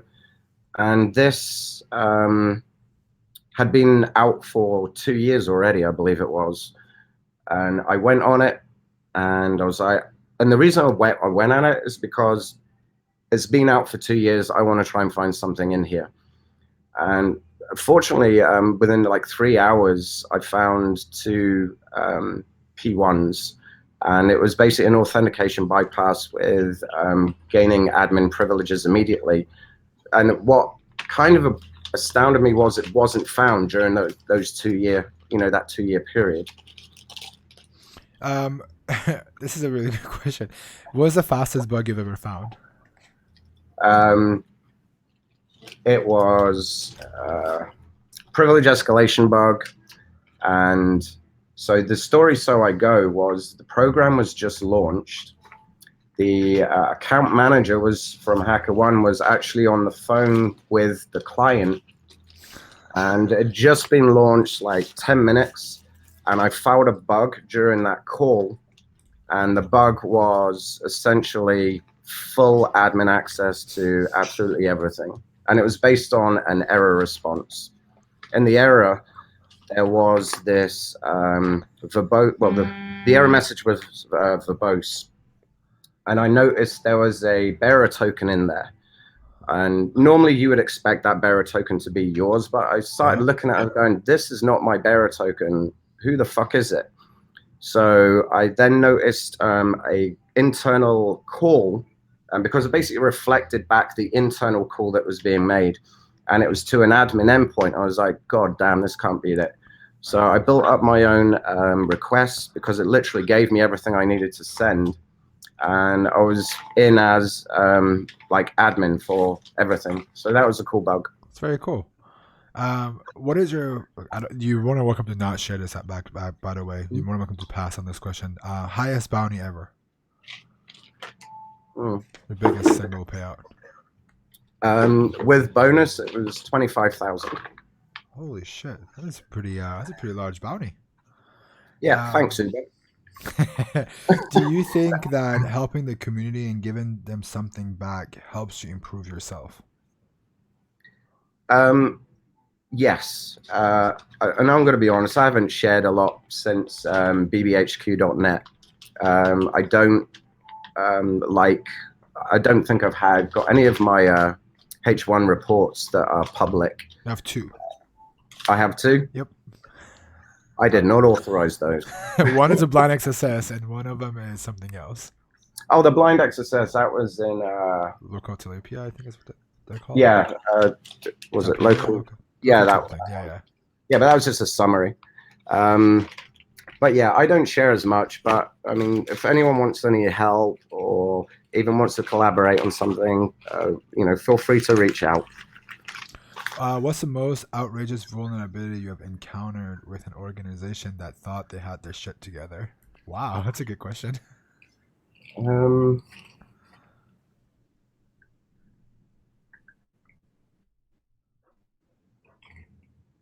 There's none that really pops in my head. I think and like Google clearly has its shit together. I'm not going to say they don't. But there was one bug I was surprised that it worked, and it was an XXE in I think it was in Data Explorer. It was you send some XML, some CSV, all within a zip file, and then it gets processed. And they were stopping. Well, I tried for HTTP, obviously, with the XXE, it didn't work. So I then decided to try FTP. And this was a huge manual process, having to create all the new zip files, upload them, and try and do it. But I managed to get XXE in Google via FTP. And that was a great bug, but I was surprised just because it was Google. But that was back in the day. Interesting. What do you think the most important technology is right now? Can you call bug hunters technology? I think so. I think yeah, okay. What is one skill that you wish you had, but you don't have it yet? Being able to program every single language, understand assembly, So, I mean, if I could go back in time, I would, knowing what I know now, would try and force myself to actually learn this stuff properly. Do you have any advice, suggestion for newbies who are interested in getting into pen testing? Pen testing as in for like security consultancy firms? That's in general, like someone that wants to get into pen testing in general. Do you have any specific? Bug bounty is a fantastic way to do it. What I would recommend is, so there was this guy, Pratik. He was marketing, and like we met. He was assisting with the creation of bugbountyhq.com. That's by the by. But he ended up learning about bug bounty, and then he ended up starting to do it, and he's become quite successful at it. And now he runs Zomato's bug bounty program. And just a few years ago, he was in marketing, nothing to do with IT security at all. So I guess what I'm trying to say here is bug bounty can open lots of doors. If you can get testimonials from, if you're actively participating with Verizon Media, as an example, like ping us and just, we'll try and put something together to say, hey, you've been a great contributor to this program, all that type of stuff. If we can, if more CISOs could like publicly put out there, hey, to a researcher, this is great. Love your reports. I know Chris Nims did one a little while back. Oh, bug bounty can open doors for you. I think that's what I'm trying to get at. I agree. I think you don't have to be a wizard to get into bug bounty. You just have to be persistent and willing to go out there and learn, right? Exactly. And obviously, if you're finding bugs, it's showing that you have an understanding. Well, hopefully you have an understanding. It's not just Burp that's finding the issues for you. Has the internal situation and methods at Verizon Media changed by having hackers bring in an outside perspective? I would like to think so. I think for an honest, impartial answer, you would need to ask someone like Sean or Chris. Do you think that limiting amount of time you have for doing recon helps you work more efficiently, like stopping the infinite loop of doing just recon? Possibly, because I'm forced to actually look at what I know I can see, whatever comes up in Burp. So I'm obviously spending a lot more time focusing on, using mail again, focusing on mail instead of blah.mail.yahoo.com. So I'm spending more time learning all the different functionality that's available within the application. Someone's asking, have you literally thrown your laptop when you've gone mad? It's come super close. As a newbie, how do you go ahead? No, go ahead. No, yeah, it's come like really, really close. I've gotten frustrated to saying "fuck it" and thrown it out. Yeah, literally. Right. As a newbie, how do you differentiate yourself from others? So that's more of a branding question, is it? I think so. I'm not sure. I'm not sure. I can't think of an answer for that. I think as a newbie, you differentiate yourself from others by, first of all, stopping the whole trend of reporting, best practices, and really digging into finding server-side issues or bugs that are really particular to that company's, attack scenario or threat modeling. I think that's how you could differentiate yourself from others. Yeah. Good answer. Let's say if you were going back to hacking Verizon Media now, would you change your approach on how you were hacking them now that you have worked at Verizon Media and you know more about them now? Like, would your approach be the same or different now that you have a little bit more knowledge from them? I would still approach it the same. What's your approach to a new target, and how do you like approaching a new vuln type to learn? Sorry, what was the question? What's your approach to a new target like? When you get a new target, what is your approach like? I think you talked about this a little bit, but I think more importantly, the question is, when it comes down to new vuln types, how do you learn? Well, first a new target comes out, I play around with it, learn as much as I can about it, and then new vuln types, I'm not sure. Let's say if you see something that's, someone discloses a new bug type that's, massively exploitable, right? And so like James Kettle's type. Example, reset. Yeah. How do you learn those things on your own? By reading James's shit. Do you go out there and try to identify those on your own just to get an understanding of it, or do you just read the write-up and try to find them?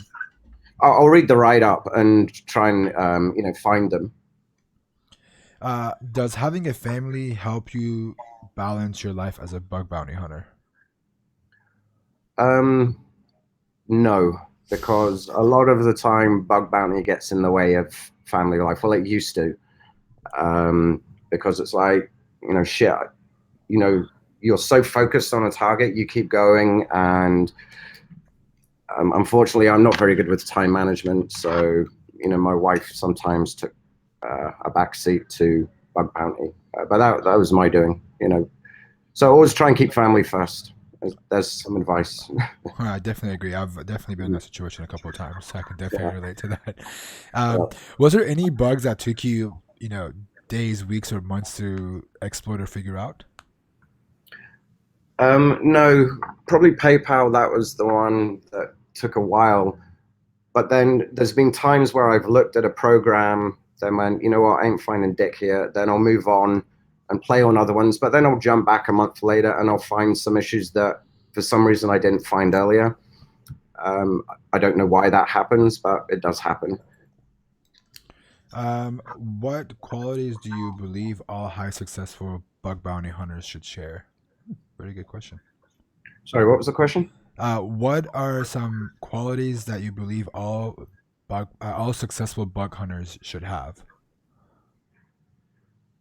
Um, Or have you seen a again, pattern in any of the top bug bounty hunters that they share this characteristic in particular? again, I'm going to keep using that word, perseverance. Perseverance is not just keep looking for a bug. It's like um, persevere by keep reading new material, keep watching things like you do. You know, your Recon. If keep persevering with like programs that come out. You know, don't assume that all the bugs are found. Like I just got an invite. What was it? A couple of days ago. I noticed it's been out for a while. There was over 650 bugs found in it. I was like, damn.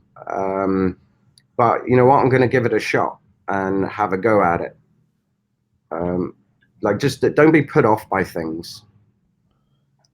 Do you believe that automation in the future will outsmart bug bounty hunters? Or what do you think the future of bug hunting will look like? Well, the best bug hunter right now is Burp. Let's face it. And that's obviously automation. Oh. So you know, absolutely. Can it get to the point where it can emulate what a human would look for? You know, I don't understand enough about AI, but I'm pretty sure it will get there soon. Yeah. Are big programs more sophisticated and hence have more impactful bugs over small programs?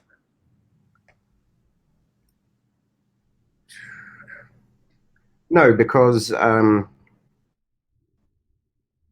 just you know, one company is $1 billion company and the other one's a startup. They still have customer data, and all customer data is important. You know, regardless if you're $1 billion or you know $1 million company. So the way that companies will, I mean, $1 billion company can afford to offer up to 15 grand, you know, for that type of issue. The smaller company is still trying its best, but obviously its budget is going to reflect the size of its company. That doesn't mean it doesn't appreciate the data that it's storing any less. It just means this is what I have available to pay for you, and we appreciate your time looking at our stuff. This next question I think you've answered already, but it's good to get more specific. How do you approach a program that's a super small scope, like one application, for example? Um, so Zenefits would be an example. That was it. www.zenefits.com. Like, don't bother hacking on it. They don't. Their program is like paused. So like, don't go wasting your time there. But I think I made over $200,000 on that program. How did you do So that? Like, what was the mental? learning all the functionality of it, playing around, um, going through JavaScript files manually, looking for hidden endpoints, just really understanding. And some of the data that was being sent back and forward, it was huge blobs of data. And then you literally sit in, what does this field mean? What does it do? What's the relevance? What's the implication? Why is this a bug if I can change this value? So all that type of stuff. It's just staying focused on it and learning as quick as you can what everything means. Do you think it's still worth to go and read the old, outdated bug bounty write-ups from 3, 4 years ago? Yeah, because some of those might be the foundation for some of the new bugs. I mean, if you go look at SSRF, the original one would simply be URL equals, and then you'd throw it at an internal IP address, and it worked. Nowadays, most things are going to be stopped doing that, but new research has come out that says, oh, you could try a remote redirect with a 301, a 303, a 307. You might get different responses based on that, or it could be using an SVG file. There's so many different. So yeah, let's go back to the question. Reading original reports might put you down a road to find other ways to circumvent whatever defense measures have now been put in place since that date. And SSRF is a classic example of that. And I think the knowledge that's being shared in those write-ups still applicable to today's bug bounties. Like, it's never going to the SQL injection approach or XSS or SSRF. The approach is going to be the same. You just have to identify it in a different bug bounty program, right? Exactly. And probably some of the older reports are the ones you want to read because it's so much more simpler to say, oh my God, this is what SSRF is. I get it.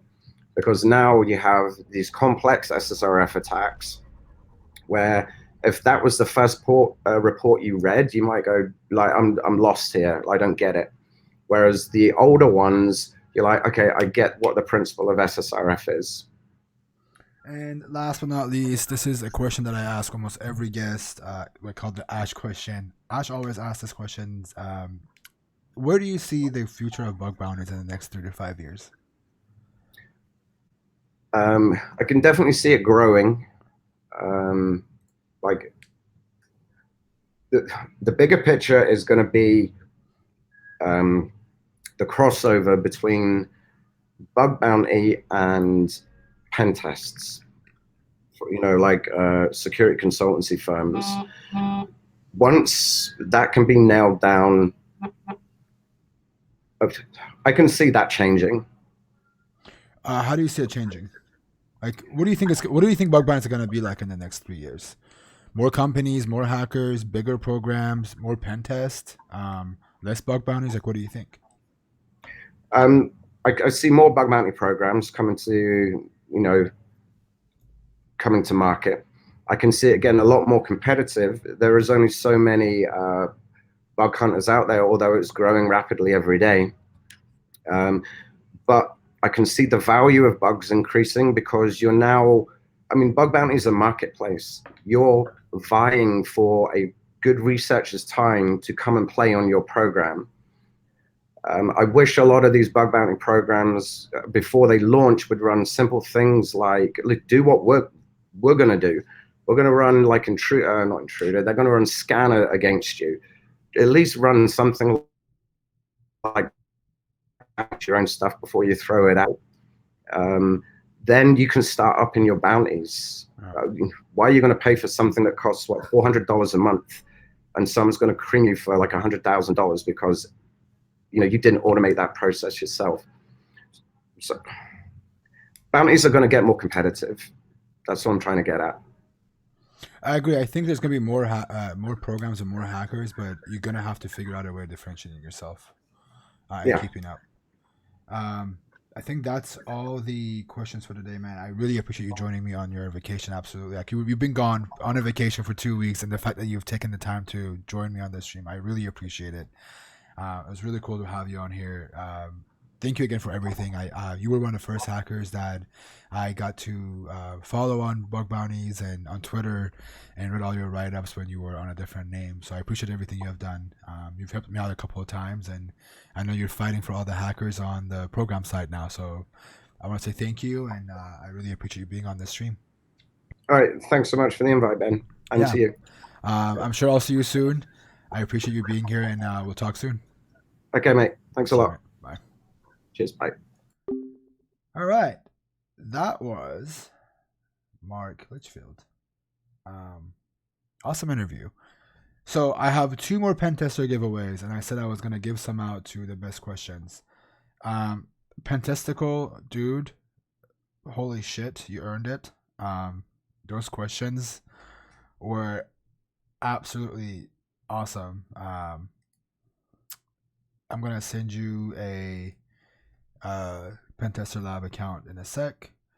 And the next person, there was 3 other people that were very, very close, but Failed Nomad, you were the other winner. If you're still around, drop me a message on here so I know you're still around watching.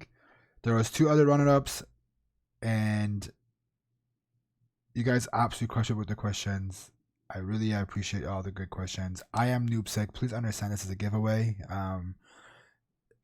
Please don't ruin the fun. You've asked for the giveaway a million times, and I've been tempted to time out you, but I haven't. But just please.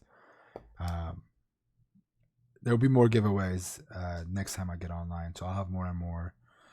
Flemish Hacker, you are actually the runner-up of the list. I'm also going to message you as well. So I have 3 I'm going to give away. I took some notes of people that were sending in good questions on here. So I did the 3. I did 1 more than I wanted to do. But again, that doesn't mean that there won't be any more giveaways.